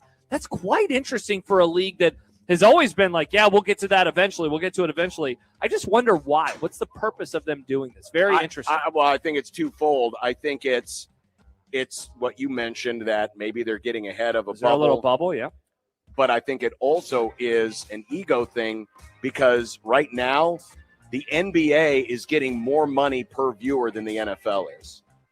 Because the NBA contract is so big. That's crazy. But it comes with such a smaller audience compared to the NFL. Yes. So in terms of what they pay per viewer, yeah, the networks are paying more to the NBA per viewer than they are for the NFL. And the NFL's going, wait a minute, more people are watching us. You should be paying us more. Yeah. There was no point spread that we know of, but the victory by DC Grimes over Norwalk in the Iowa Girls State Tournament would definitely qualify as a bad beat. What happened? So DC is down 4, about 30 seconds left in the game. They're inbounding underneath their basket. Okay. So they'll run a play here to get a quick basket, but then watch what happens on the ensuing 2 inbounds plays after the first made basket. Okay.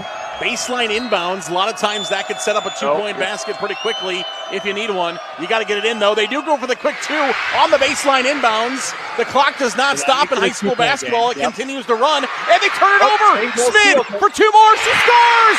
4 straight for Smith. We're tied. 42-42. Smith again, and she scores! Oh, my mercy! What just happened? Nobody knows. Ava Smith has scored 6 straight. Dallas Center Grimes leads for the first time in the game with 19 seconds to go. Nick, can we make that a drop?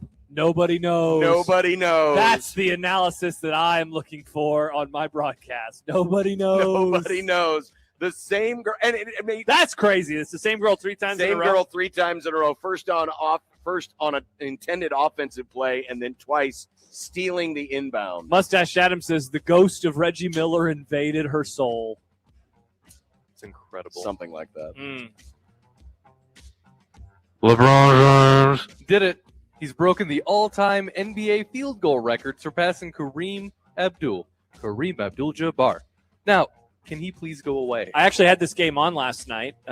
We watched the pit, and there was no college basketball. Well, we watched the end of the Michigan-Iowa game, and then there was no other games on that I cared about. And I was like, you know what? There's probably something on Amazon. And wouldn't you know it, it's my Lakers playing against the Nuggets. Lakers. Go Lakers. And saw him break the record. John, I think we have 1 full season to go after this before he says goodbye. 1 more. So you got to deal with him for 1 more year.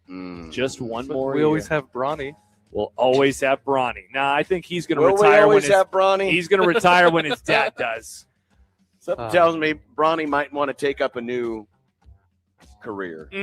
Like maybe he could get into golf. Maybe. Oh, and the tee box? And he could join the tee box and get his box assessment done, find out about his swing, how his body's working in concert with his swing. Excellent idea. idea. And then the trainers here can work with him on it, and he can come in anytime, day or night, as a member to the tee box and work on his swing using the TrackMan technology that McMaster's doing right now. He's getting a little bit better. By the way, he had a drive that went almost 300 yards. And, I mean, he's been really struggling since then, but that was a nice drive. Yeah, well, sometimes I was told by Justin they can do a bit of an adjustment, which you know makes it look like he's actually doing better than he is. That's very nice. I think they turned it up for him. Just very kind, just to make him feel better. Thank you, Justin. No, in all seriousness, no, this is awesome. I mean, it shows the carry, it shows the club path, the spin rate of the ball, the MPH, as we mentioned earlier, the impact. And you get different angles of where the shot is going. And you can do that on just about any course that they have in their system. All of it available right here at the Tee Box. And you can become a member today. Come by during their grand opening. They're going to have a closest to the pin contest, longest drive contest. There's going to be door prizes. And one of those prizes is a free membership. That's amazing. That's really cool. A free membership, which also comes with the box assessment. It would be It would be a game changer. By the way, what's up? There's one more question to go, and you just don't even allow for Nick to ask the question about the most important of all of the topics. John wanted to wrap it up, I guess. Okay. I allowed. Well, no, we were talking about McMaster. That's okay. Anyway, daylight savings time. Who cares? Okay. Interesting. I saw a photo last night, John, because daylight saving time is about to begin of a what is this artwork from 1918 where Uncle Sam is shaking the hand of a clock, and the clock says, "Goodbye, Uncle. See you next spring." Time left America. I loved it. Famously. Yeah. Time was no more. Set your clock back 1 hour. Don't forget, our body clocks get destroyed Sunday morning at 2 a.m. You'll be fine. It's Sunday morning. You'll be fine. Yeah, it John. affects for days to come. Take an extra nap. Take an extra nap. I'll be busy because there'll be baseball on Sunday. Baseball. You do have baseball. Are you calling both games tomorrow or just the second one? Baseball will not be on the radio tomorrow because we have a loaded sports schedule. We got Creighton women's basketball. We got Omaha basketball. Are you doing one of them? Hockey. Weren't you doing one of them on ESPN Plus tomorrow? No, I'm not working on ESPN Plus tomorrow. That would be our own Connor Happer and Rob Sims. Oh, perfect. I'm working radio on Sunday with Jake Ryan. Awesome. But only on Sunday because no radio for baseball tomorrow. Yep. Okay. Due to a loaded local sports The sports schedule does not allow it tomorrow. Correct. So our radio debut will be Sunday at 1 p.m. against Gonzaga. By the way, people are like, is the show ending early? No, it's not, but we have Jack Mitchell coming up in the happy hour. We have the happy hour. We still have predictions. That's why we did content now. Right, because coming up next, we're going to discuss a question that was asked to us about Matt Rule. People were wondering what happened to Fire Matt Rule. Did he accidentally order a Nebraska shirt too? Theo said that he hears that Nebraska leaned on us, and thus we're not doing it anymore because of the program. Theo? You might be right. You never know. Did Nick get a phone call? Rule calling. I wish he would call me. I would have so many things to talk with him about. Would you? Yeah. Interesting.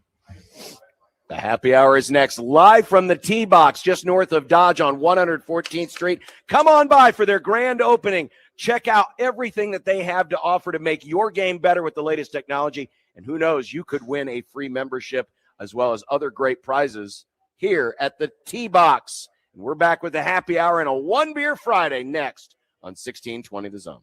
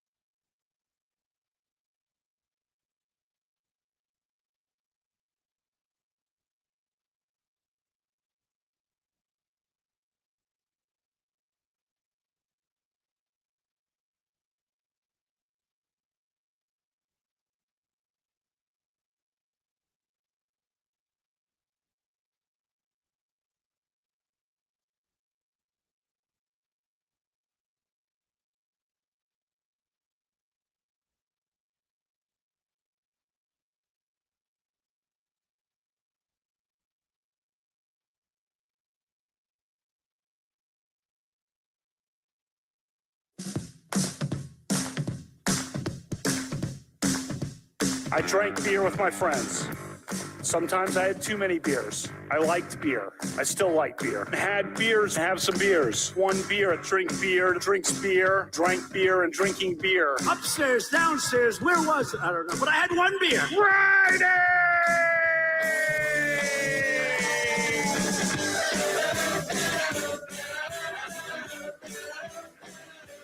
You probably have Beer Center each week. Ralph Club biggest contributor. Beer. I like beer. I don't know if you like Beer Center or not. What do you like to drink? I had one beer. Friday. Yeehaw! Hanging out and having some beers with friends, which I gladly do and which I fully embrace. Well, you think it was... Nope, it was one beer. Friday!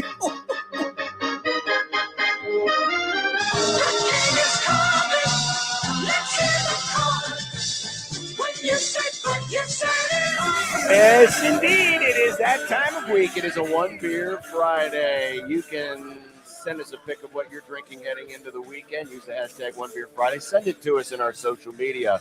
Our soon-to-be Liquid Trucking's own Twitter feed. Let's go. At USC 1620. That works out. Beer famously liquid. Beer is famously liquid. Some people have called it liquid bread. And we are here at the Tee Box, Omaha's newest, most advanced golf indoor training facility. This isn't just a place to horse around, though. You can horse around. But this is a place where you make your game better. You become a annual member, and you get the box assessment, which analyzes your swing, and then you get access to all of their different bays, their training, weights, and everything else. You get your own programs. It's all, and it can all be done off your app. It's so easy. It's incredible, man. It's so easy. It's using the latest technology to make your game better, using the biometric cam to analyze your swing, see what parts of your body are you're not moving enough. It can really help get more miles per hour on your swing, better loft on your swing, all of it. And they have a PGA Pro right here. We talked to Josh earlier today. Yep. About the things that he can do to help with all of your training. So find out more. Come on by the Tee Box just north of Dodge on 114th Street, next door to the brand new Funny Bone, the newly moved Funny Bone Comedy Club, and find out more about the Tee Box. And when you're here today for their grand opening, they're going to do closest to the pin and longest drive contests using their simulators. You can win prizes, including a year's membership, a free year's membership. That's incredible. That's really cool. Absolutely incredible. This is the happy hour, and coming up, Jack Mitchell will join us at the bottom of the hour for the Super Friends Roundtable. We also have predictions. We do. But got an email from Al in Minneapolis. One thing I'm curious, if you could define a bit more, is what do the fans think Matt Rule is incapable of doing? Well, leap tall buildings in a single bound. That would be one thing. Not talking. He's not talking very much right now, though, Nick. That's true. But what is he incapable of doing? Is it winning a national title? Is it making to the playoff? Is it making to the playoff in back-to-back years? Is it beating a ranked team? What are the shortcomings? What do we think that a Matt Rule coach team at Nebraska is incapable of doing? John writes winning. To be fair, John, they have won. They went 7-6. They have a winning record. They have a winning record the last 2 years. He's 500 coach otherwise, but they have gone above 500 in each of the last 2 years. So they have won. This was a part of a really interesting email that we got from Al earlier this week about Nebraska football. And I think it was Austin and I tackled the first part about it, about the Minnesota game and how that really flipped a lot of the conversation. This part of the email I found a little harder to define. Because what is he incapable of doing? I mean, all snark aside, what is the answer to this question? What is it? Because I guess the way that I was trying to figure out is what am I seeing, or what are you seeing? What are we seeing that is saying that's where the shortcomings are? I mean, I can name shortcomings, right? Like, don't think the roster is as talented as it needs to be. But it goes beyond that. It goes beyond just they don't have All-Americans. Yeah, duh, but that's not why they lost to Iowa by 30 or why they lost to Minnesota by 18. Let's talk about what Matt Rule is capable of doing. Okay. And I think what he is capable of doing is selling the program. they have a pretty good recruiting class started for 2027 that they've been working on for a while. They don't have a problem selling the program to talented football players. Now, there's another component of it, and that's completing the sale, but a lot of that has to do with what kind of money you have available. Yeah. Nebraska famously does not have one of those $40 million rosters. They're a little bit lagging in that. But when it comes to actually selling the program and selling the idea, Matt Rule can do that. They got a good recruiting class in the works, a really good recruiting class that they hope to make even better after this weekend, because it's going to be a pretty big visit weekend. Yeah. So I think that is something he is definitely capable of. So I'm not going to say that Matt Rule cannot put together a roster that can compete at the highest level. What I think the program right now is incapable of doing, that is completing the sale and providing enough of the resources to get all of those players to sign and to stay. So what do you mean by that? Well, NIL. So you think they're lacking in dollars, but when it comes to the guy who's selling the vision and selling the idea, Rule's doing a hell of a job of that. So you think his staff. You think they could recruit at a level that they need to win the conference? Yes. But the problem is the trappings of college football? Yeah. But if you can't do it inside of the trappings of college football today, can you actually do it? You know? I understand what you're saying. You're basically saying, like, he is not one to rest on his laurels. He is not a lazy recruiter. No, not at all. Which has been a problem around here. They have put a lot of effort into this. This has been a good recruiting staff. They do not take shortcuts. Yeah. When it comes to that. The problem has been finishing the deal because other schools have more money. They have more resources.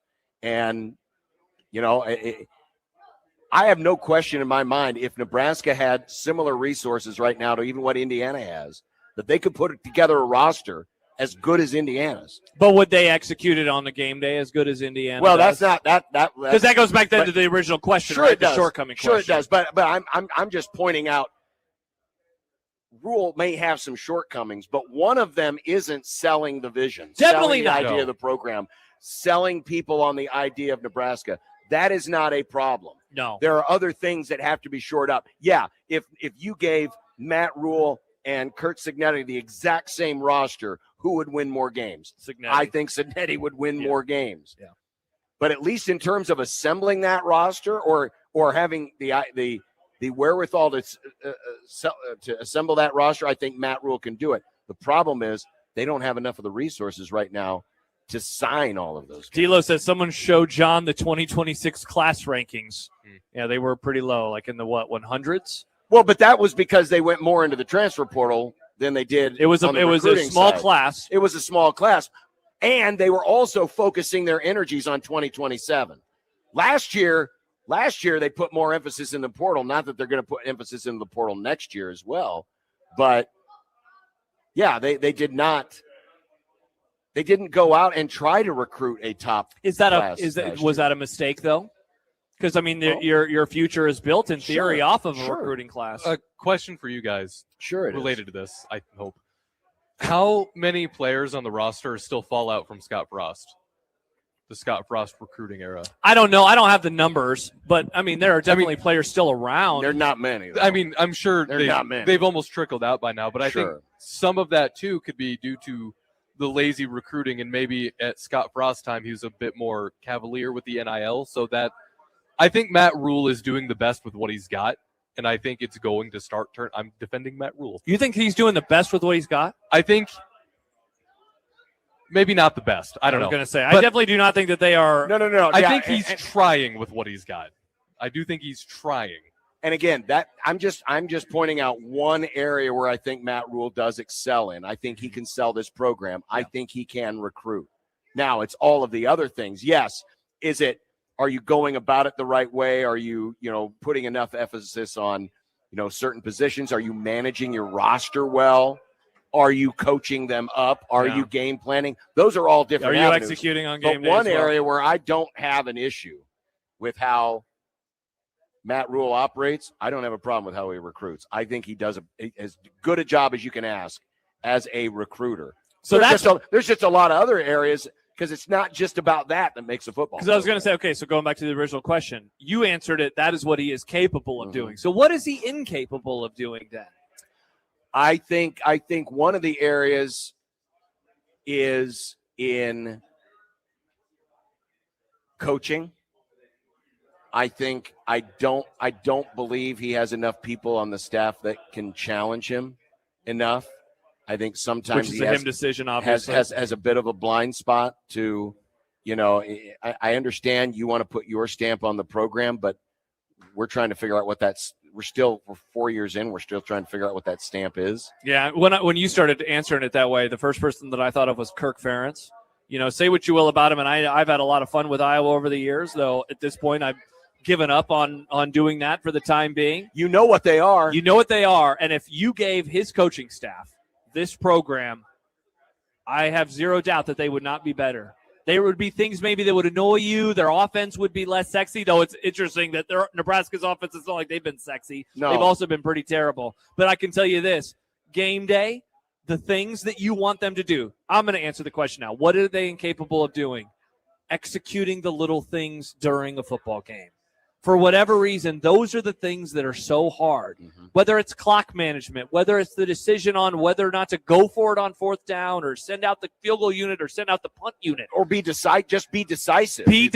That's a great point. Just know what you want to do. I mean, Have you an had to actual kill a timeout in the USC game Yeah. because you were indecisive. It really turns into a death by 1,000 cuts situation. It absolutely does. That's the thing right now that I look at, and I always think back to like when he got hired. I thought that the culture was going to be really, really good, and I thought that they would identify unseen talent or underseen talent and really bring them along. Yeah. And for whatever reason, that hasn't happened. I have a theory on that, and that is that college football is so different now. It's changed a ton. It's not the version of college football that he succeeded with at Baylor or at Temple. It's as we keep talking about, it's way more like the NFL now than it ever has been. And that was where he struggled. But the things that 10 years ago he would be really good at in college football, those things matter less today. Mm-hmm. And that's a bummer for Nebraska. Yeah. It's a bummer for Matt Rule. How much – I mean, that's kind of why I asked about the lingering Scott Frost fallout earlier. How much of the Frost culture is still kind of there as an echo in the background? Not at all. None. You don't think at all? Nope. None. It's been too long. I mean, I think they've set their bar for what they want to be in terms of, levels of accountability and behavior and, the kind of personalities that they need to have. I don't think that's really an issue. I think the areas of culture where they're lacking is just kind of how they operate as a program in terms of, what is their identity? What do they want to be? The behind the scenes stuff of culture, I think they have nailed down. The culture that shows itself on the field is still a bit ambiguous. I mean, they're going through another defensive coordinator change. They're going through a special teams coordinator change. We don't know what the offense is. We don't know what the offense is yet, or what they ultimately want it to be. Yeah. Those types of things in the culture, they have not done a good job of establishing. No. D'Lo says Big Ten coaching draft, where would Rule be selected? Well, I mean, Cignetti and Day and Ferentz and Fleck. We'd put Whittingham in there, right? Whittingham would be up there. Matt Campbell. Boy, yeah. I didn't Matt think about Campbell's Matt in the Big Ten. Campbell. Matt Campbell's in the Big Ten now. Would he be ahead? Did you mention Bielema yet? Bielema would be ahead. And you mentioned Fleck already. I mentioned Did Fleck. you mention Lincoln Riley? Ooh, I've not mentioned Lincoln Riley yet. It kind of seems like he's the best of the guys who are established. No, he's not. Rule? I mean, not established. I mean, he might be taking best of the rest is what I'm trying to say, I guess. Like, he might be taken around 10th. I was going to say, at the very least, we've already named half of the league. And then you get into a weird part where it's like, what do you want to do with old boy who's at Michigan State now, Pat Fitzgerald? Pat Fitzgerald. Where is he in the – did you mention Dan Lanning? I don't think you said Oh, Dan God, Lanning. forgot about Dan Lanning. You Lanning know? would be up in the top three. You know, and I'm looking, and then you got younger coaches. We haven't mentioned at Washington for their life. I mean, I can't remember his name right now. I mean, Jed Fish. Jed Fish, thank you. I mean, it's easier right at this point to name the coaches he would definitely be drafted. Loxley, absolutely ahead of Loxley. Yeah, and that's kind of what I was getting at. He's ahead of the Loxley, younger coaches who's the new because they haven't had a UCLA chance to coach? establish themselves, right? Well, I mean, Loxley's been around for a while, though. The new UCLA coach is from JMU, Bob Chesney. But he's unknown. You know, a guy like him is an unknown. Yeah, he might be drafted like 12th or 13th. I was going to say. I think about it because there's not as many. I mean, some might argue that, well, Fleck's not really that good. Flex lost his Flex is definitely above him, though. I would think he has an 11-win season at Minnesota. Yeah. And he continues to beat Nebraska. He's 2-0 versus Rule so far. But a lot of this too is based on what they have done. If Matt Rule, if they would have actually lived up to 10 wins last year, then Matt Rule would be probably ahead of guys like PJ Fleck and maybe even ahead of Brett Bielema. Yeah, but he didn't. And they didn't. But they didn't. Yeah. So, to answer the question, it'd definitely be in the bottom half. Man, that's a good exercise. It's a good question. It's kind of a sad exercise. Well, that's what Dila says. Sad. It is sad. It is. I mean, once you just start naming guys, and it's like, whoa, it took a long time before I would really consider him above any of those coaches. Yeah. There's a lot of them in the Big Ten. We are here at the tee box where some of the guys are playing closest to the pin right now. Nice. Because you can win great prizes, including a free membership here to the tee box. Got a closest to the pin competition they're going to do, a longest drive competition. There'll be door prizes. So come on by, say hi, just north of Dodge on 114th Street, right next door to the brand new Funny Bone. Nice. We are here as well until 6 o'clock. When we come back, predictions on 1620 The Zone.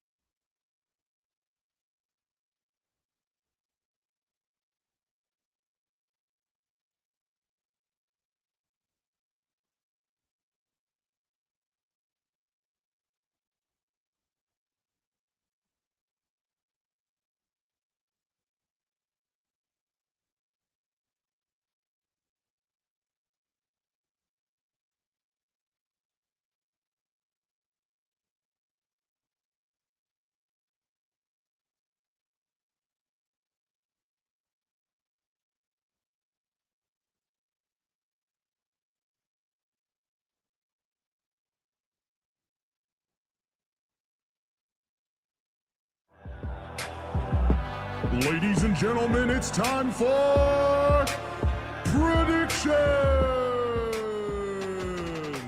Over, bet the over. Vikings in the over, bet the over. Wolverines in the over, bet the over. Foot sponsor of our Twitter feed, Liquid Trucking. Let's go. It's a really cool hat. It's a really cool rope hat. Ah, it is a really cool rope hat. Thank you, Debo, our friend Pesky Blues. Thank you, Pesky Blues. Debo brought us our new Liquid Trucking hat. Now sadly, it does have a rope on it. No, it's a tiny baby rope. Thankfully, it has It's a a rope tiny on it. baby Thankfully. rope. You never know when you need a rope. They're smart-looking hats. They are indeed. All right, predictions. Let's see. Here we go. The World Baseball Classic tonight. America's team. By the way, interesting. Actual America's team, not some fake America's team who uses it as a marketing slogan when it's obviously false. By the way, interesting that John wanted to ignore that I whooped up on everybody again and whoop continue up, to no. be You're in not first even that. place. You're barely ahead. Interesting. Yeah, you're barely ahead. Interesting. It's You nothing. didn't whoop up on anyone. The United States This line is insane. versus Brazil. The United States by 9.5 runs. Give me Brazil. I have the tee box today, Nick, because I'm in first. Brazil doesn't have Aaron Judge or Paul Skeens, so I'm going to take USA. Well, Skeens isn't pitching tonight. Either way, they Logan don't Webb have is him. pitching They tonight. still This, don't wait, have isn't him. this a big game, though? Yikes. Well, You're it's taking just- it's- Aaron Judge in a big game? Well, but it's not a World Series game. That's true. Yeah, it's classic. It does have not world series. in the name, though. Go USA. They're going to try to keep up with the Japanese who put up 13 runs today. The best soccer in the world.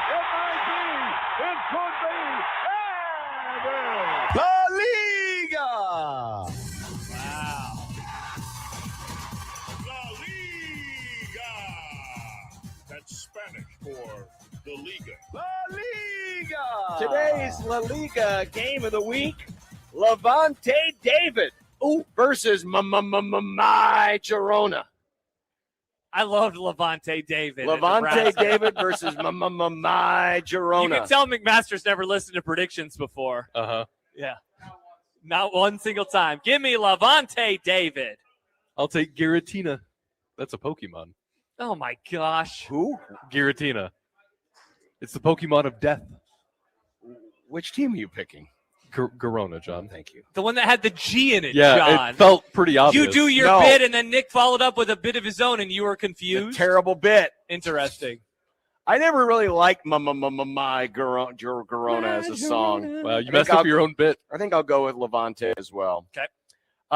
Tonight, the Boston Celtics, less than 10 months after removed from tearing his Achilles tendon, Jason Tatum is back. And he's starting. Okay. I was going to, because Joey seemed pretty bummed out because, like, oh, he'll be on the floor. No, Is he gonna he's play? starting in the game tonight. Over under 12.5 points. I'm going to go under. It's going to be a slow start.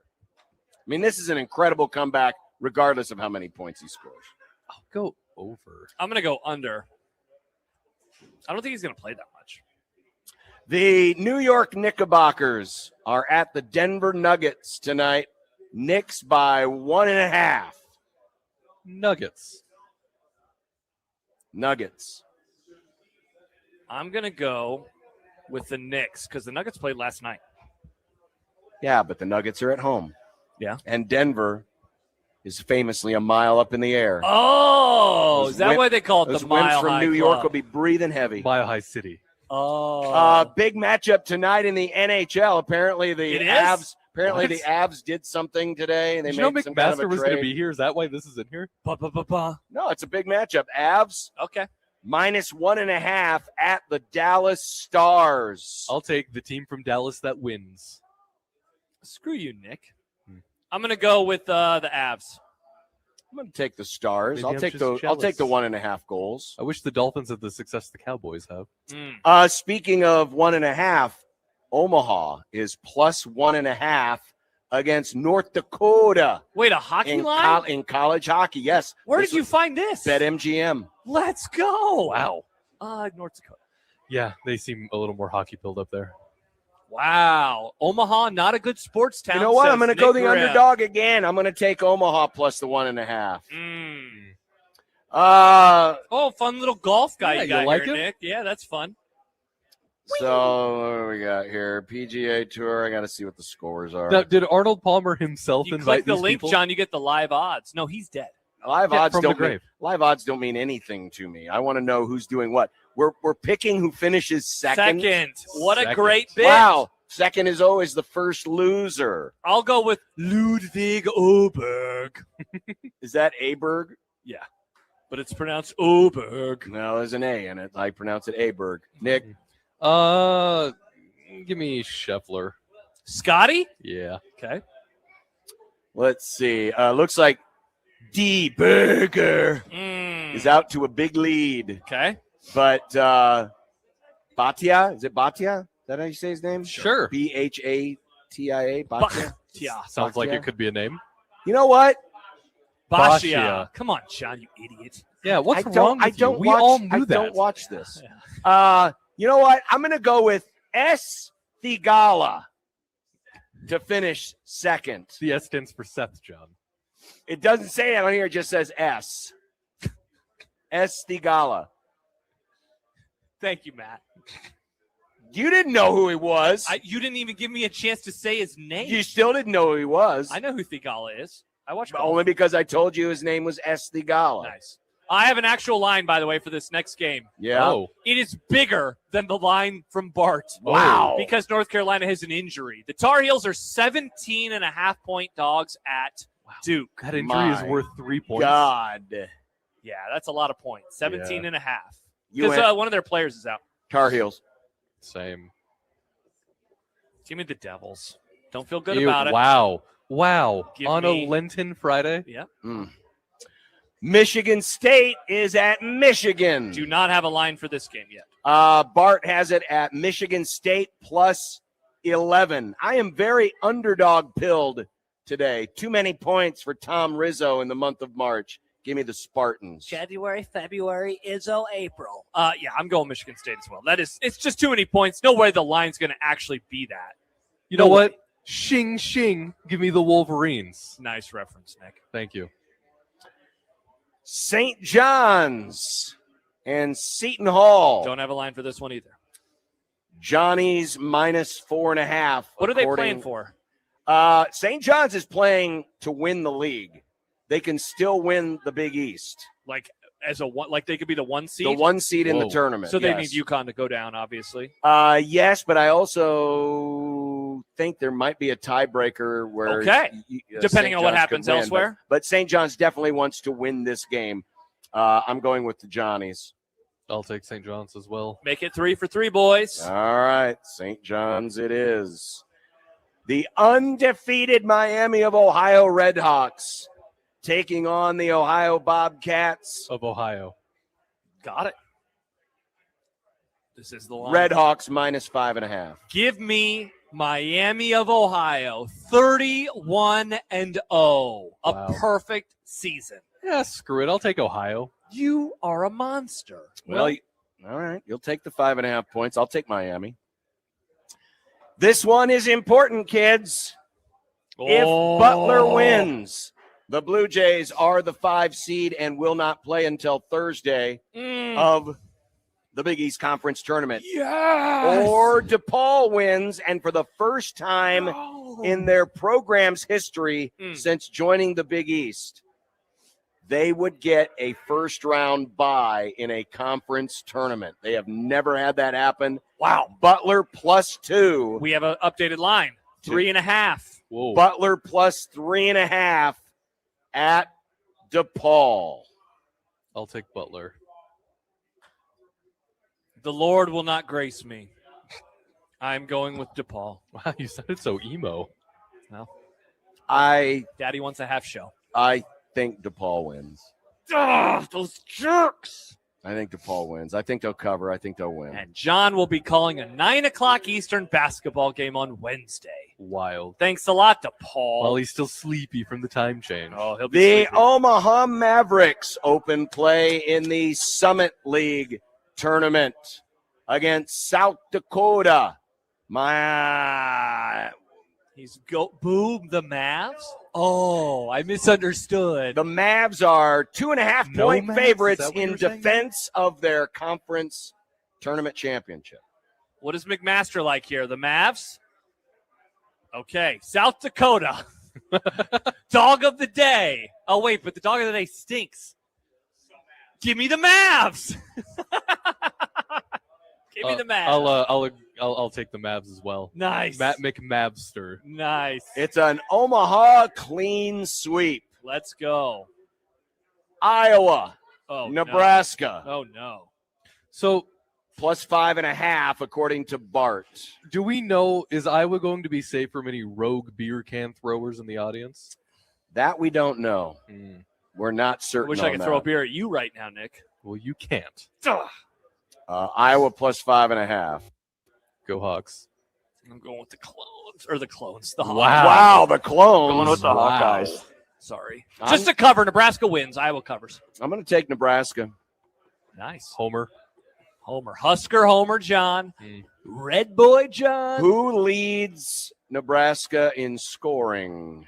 This is an easy one, isn't it? It's Price. He's going to have a much better game than the first game he had against Iowa. Much better game. This is where you always pick Bear Cave for some reason, who I don't think has ever led anything in scoring. I was going to go with Mask this time. Okay. But no, give me Price. Okay, interesting. 3 for 3. Let's see. Oh, wait, did you not pick yet? No, I'm Oh, not my bad. picking. Sanford usually is the easy option. You know what? I'm going to go off the grid. Burke? No, I'm not going to go there. I'm going to go with Jamarcus Lawrence. Okay. Watch Burke do it this time. The Class A Girls State Championship. We can tell you that it will be contested between the North Star Gators and the Omaha North Vikings. Which I just learned about. This is exciting news. Go Vikings. V up, baby. State champs. I think they last won one in 99. Wow. V up. Go North. This is awesome. I'm so happy for my high school. Wow, go North. So you said no, go Omaha North, Nick, you jerk. Interesting. Same. Okay.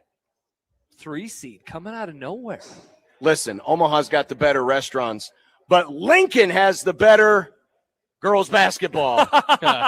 Give me North Star. Go Gators. Okay. The Class B Girls Championship. Now, this has not yet been decided, but your semifinals, which are starting tonight. That's Norris is against Gretna East. Bennington versus Lincoln Pius the 10th. Class B state champion. I mean, Bennington is undefeated. They haven't lost yet this year. Norris was the top seed, though, at 22-3 because they played a better schedule. I'm going to go Bennington. My parents live in Bennington. Go Badgers. Now, do you guys remember who won the F1 World Drivers Championship this last year? Nope. Mario Andretti. Lando Norris. Oh, brother. Good Lord. Fate. This is incredible. NASCAR Straight Talk Wireless 400. Can Tyler Reddick win his 4th straight race to start a season? Are we just picking the winner? Pick 3. Thank Ladies you. and gentlemen, Thank you. this is the main event of the evening. You know, I thought you think you know a guy, and then Jake Janicek doesn't plays that drop. Yeah. I thought about telling Jake to do it during the next one, but Blaney, Hamlin, and Bell. I'm going off the grid with my picks today, boys. Reddick, Briscoe, Logano. Absolutely. I don't think any of those guys would be in the top. McMaster is roasting Nick. Tell them to stop fuel saving and start racing. Who are you going with, John? Where we got Jack in the green room. We got to hustle up, boys. Is this in Phoenix? It is Phoenix. Okay, so let's go Reddick, Larson, and Jeff Gordon. No, but I'll take I the miss guy Jeff who now Gordon. drives Jeff Gordon's car. Gordon Jeff? Billy Byron. Okay. And finally, the real main event. F1. Woo! The winning engine. Oh my gosh, Will hate it be this a Ford, sport. a Ferrari, or a Mercedes? Definitely not It's a because McLaren. McLaren doesn't have an engine, you dummy. I'm going to go with Ferrari. It's a fun name to say. It's not a bet. That's not a bad pick. I know. I'm going to go with Mercedes. I know tire. Remember, this isn't winning team. It's just the engine. The winning engine. I'm going to also go with Mercedes. What on Well, earth? different teams have, like Cadillac, they run the Ferrari engine. All right, let's talk to Jack. Jack Mitchell will join us next on 1620 The Zone.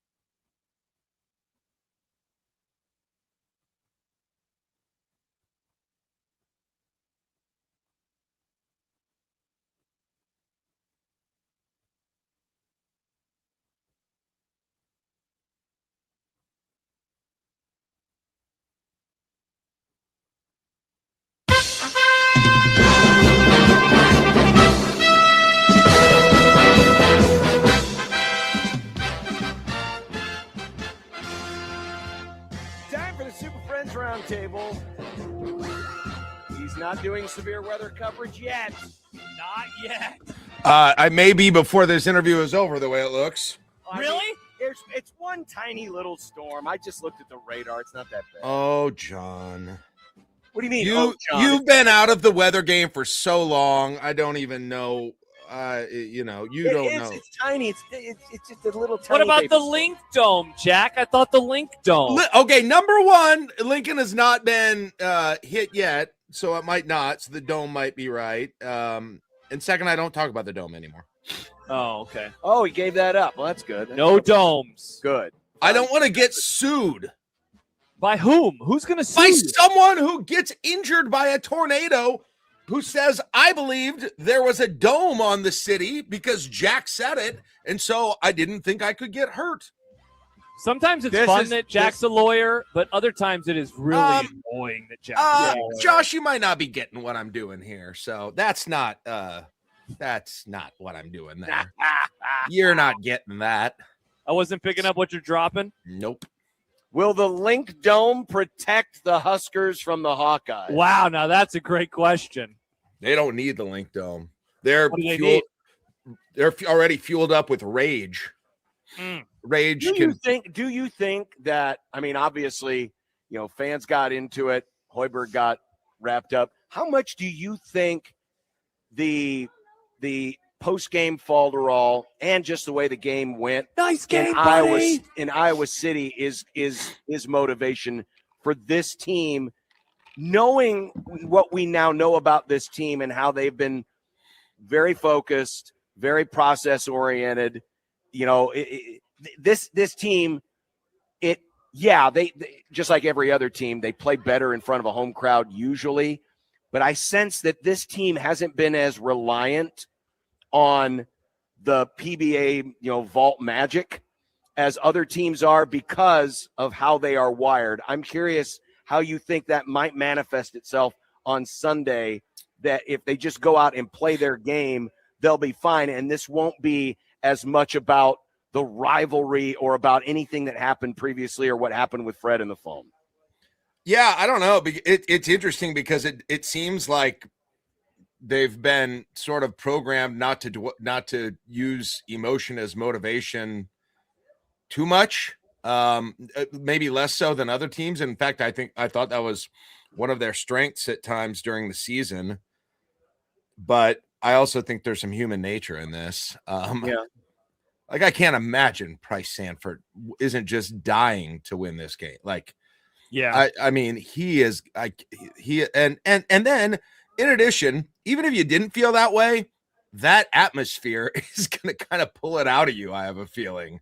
Like, I just think it's going to be, I think it's going to be very hostile in there during that game. And you think it'll be a better crowd than any other crowd this season? I think it'll be than this season.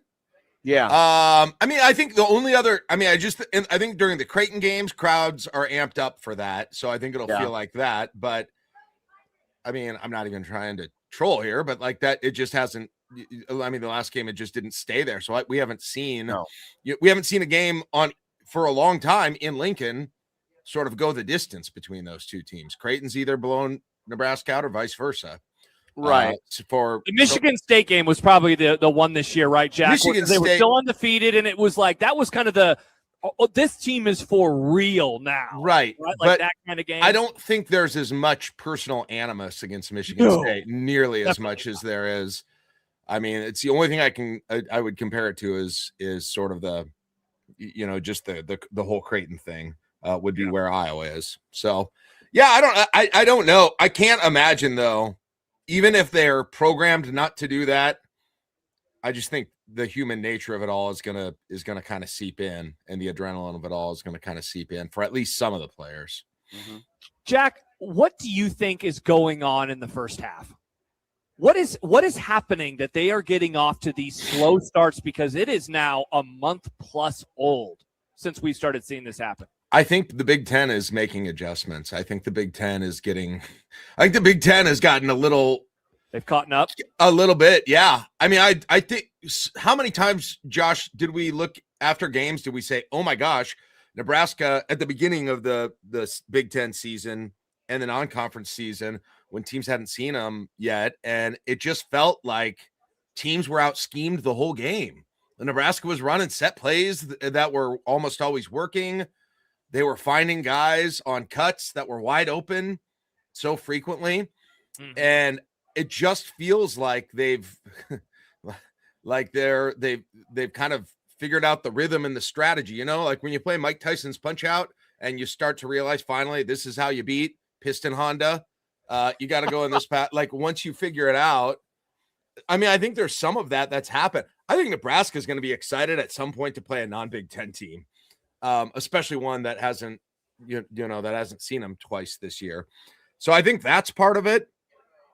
I think Rink Mast and Jamarcus Lawrence not probably having one of the worst stretches, both of them at the same time during their entire career, at least the second half of their career right now.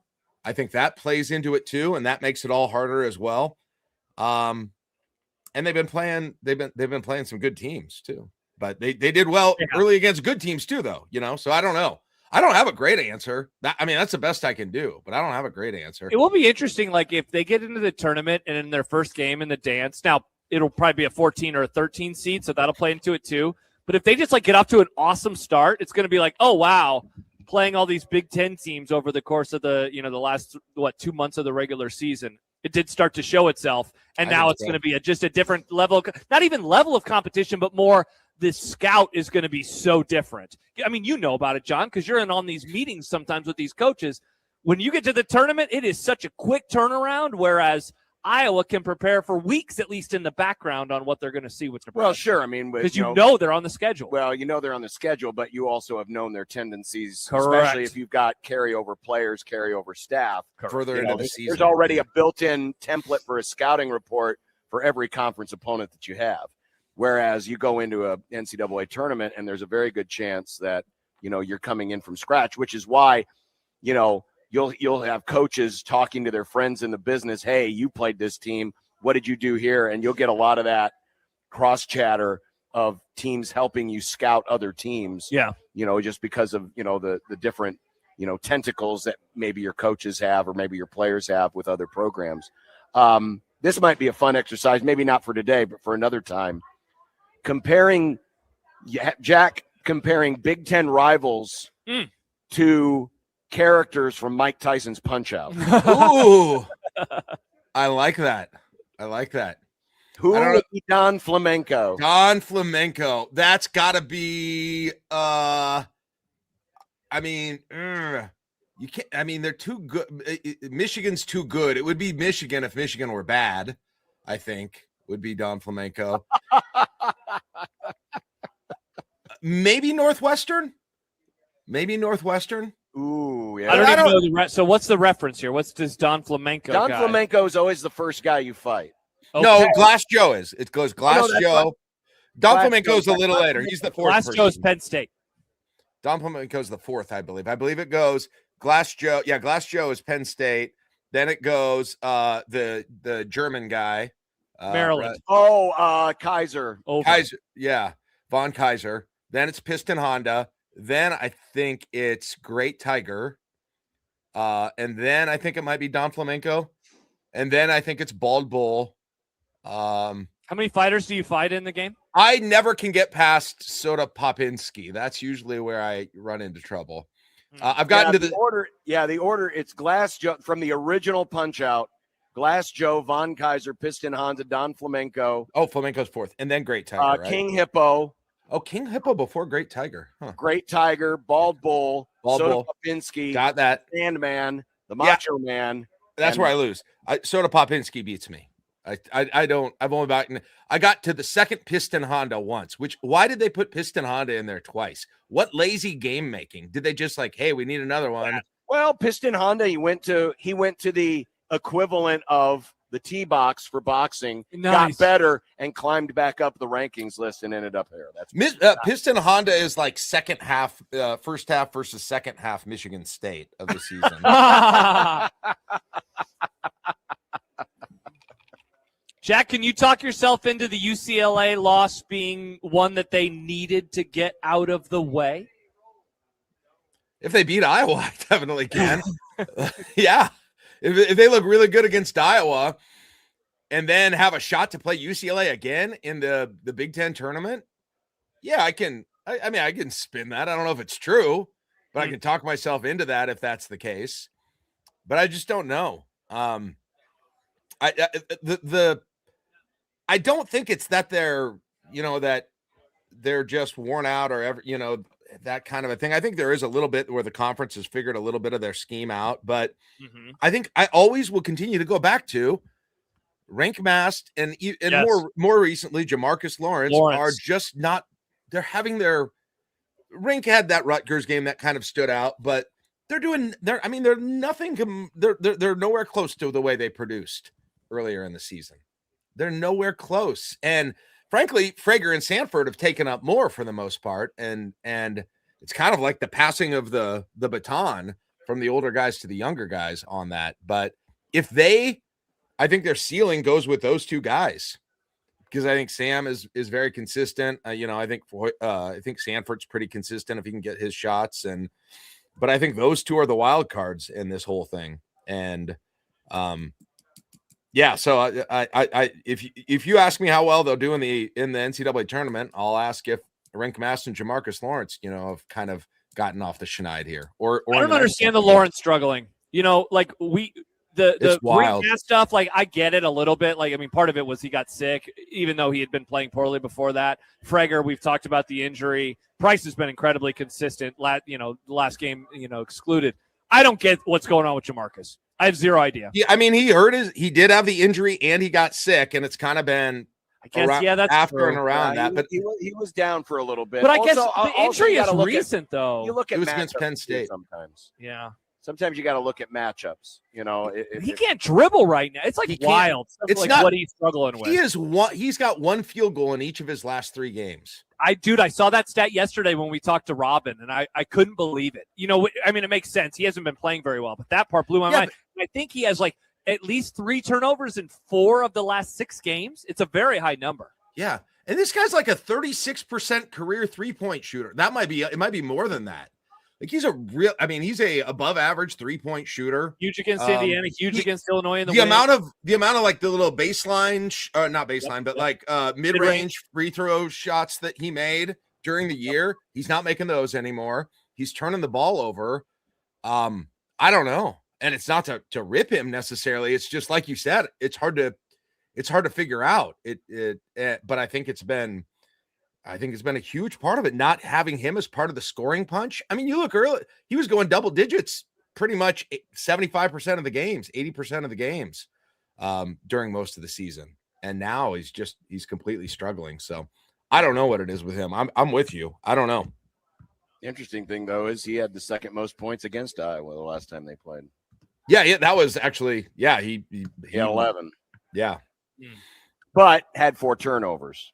Yeah, man, he's been turning the ball over a lot.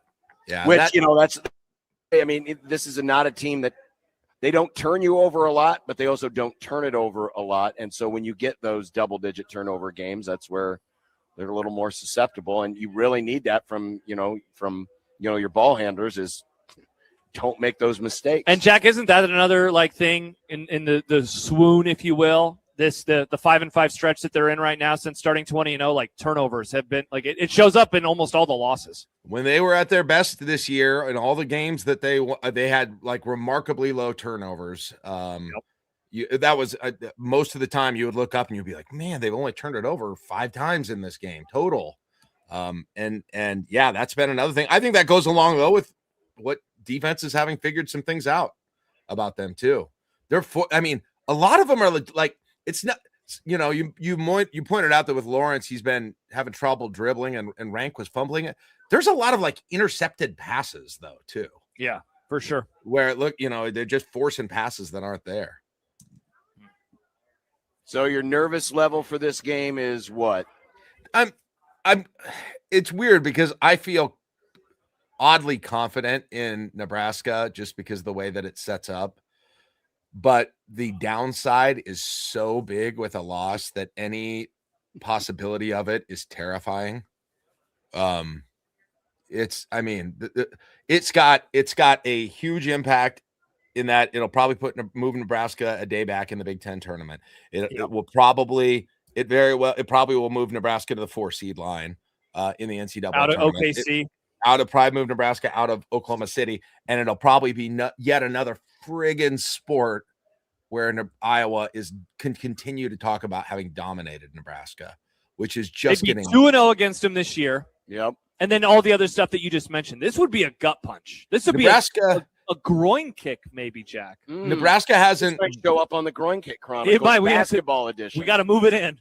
Nebraska hasn't beaten Iowa since 2023, I think, when they beat them on Senior Day out of like nowhere. No one saw that coming whatsoever. No, didn't they beat them around Christmas time in 2023? I thought they beat them on the road last year. Didn't they beat them on the road last year?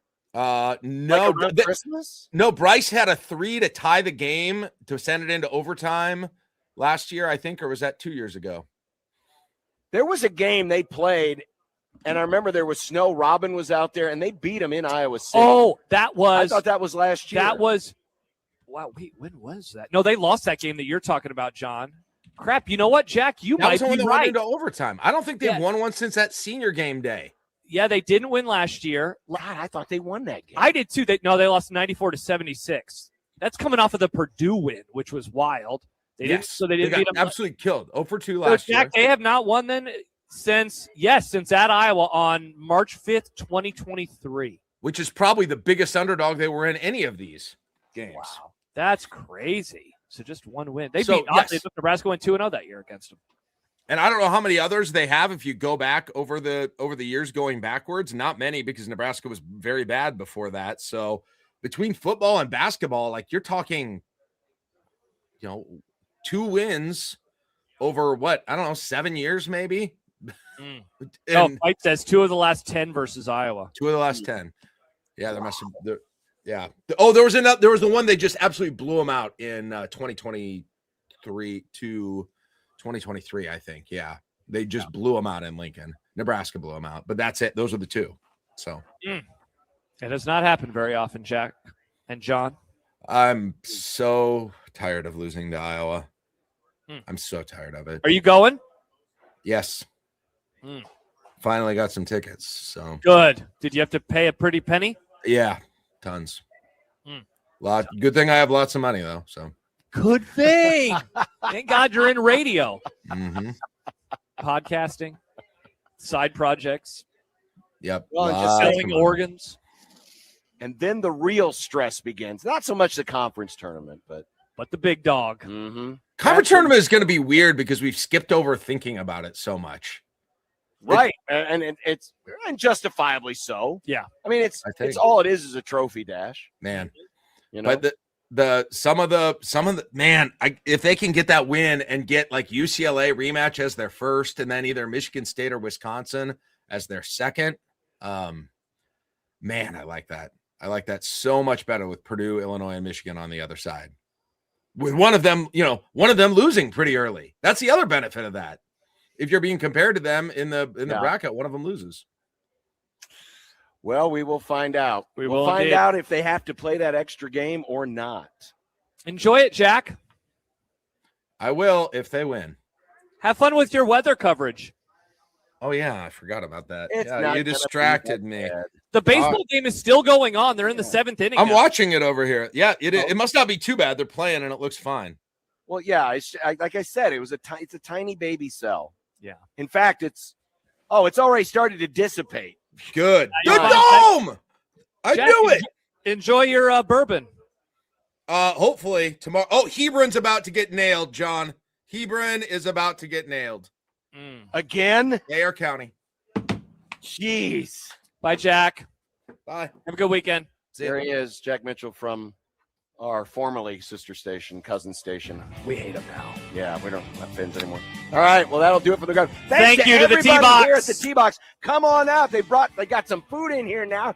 There's food. There's closest to the pen, longest drive. There's door prizes. You can win a membership here. And if you want to find out more, just visit T-Box Omaha just Google it, find out more. Come on by 114th and Dodge. Great time. Thank you to Jake. Thanks, Jake. Great work back in studio. Thank you, Nick. I guess.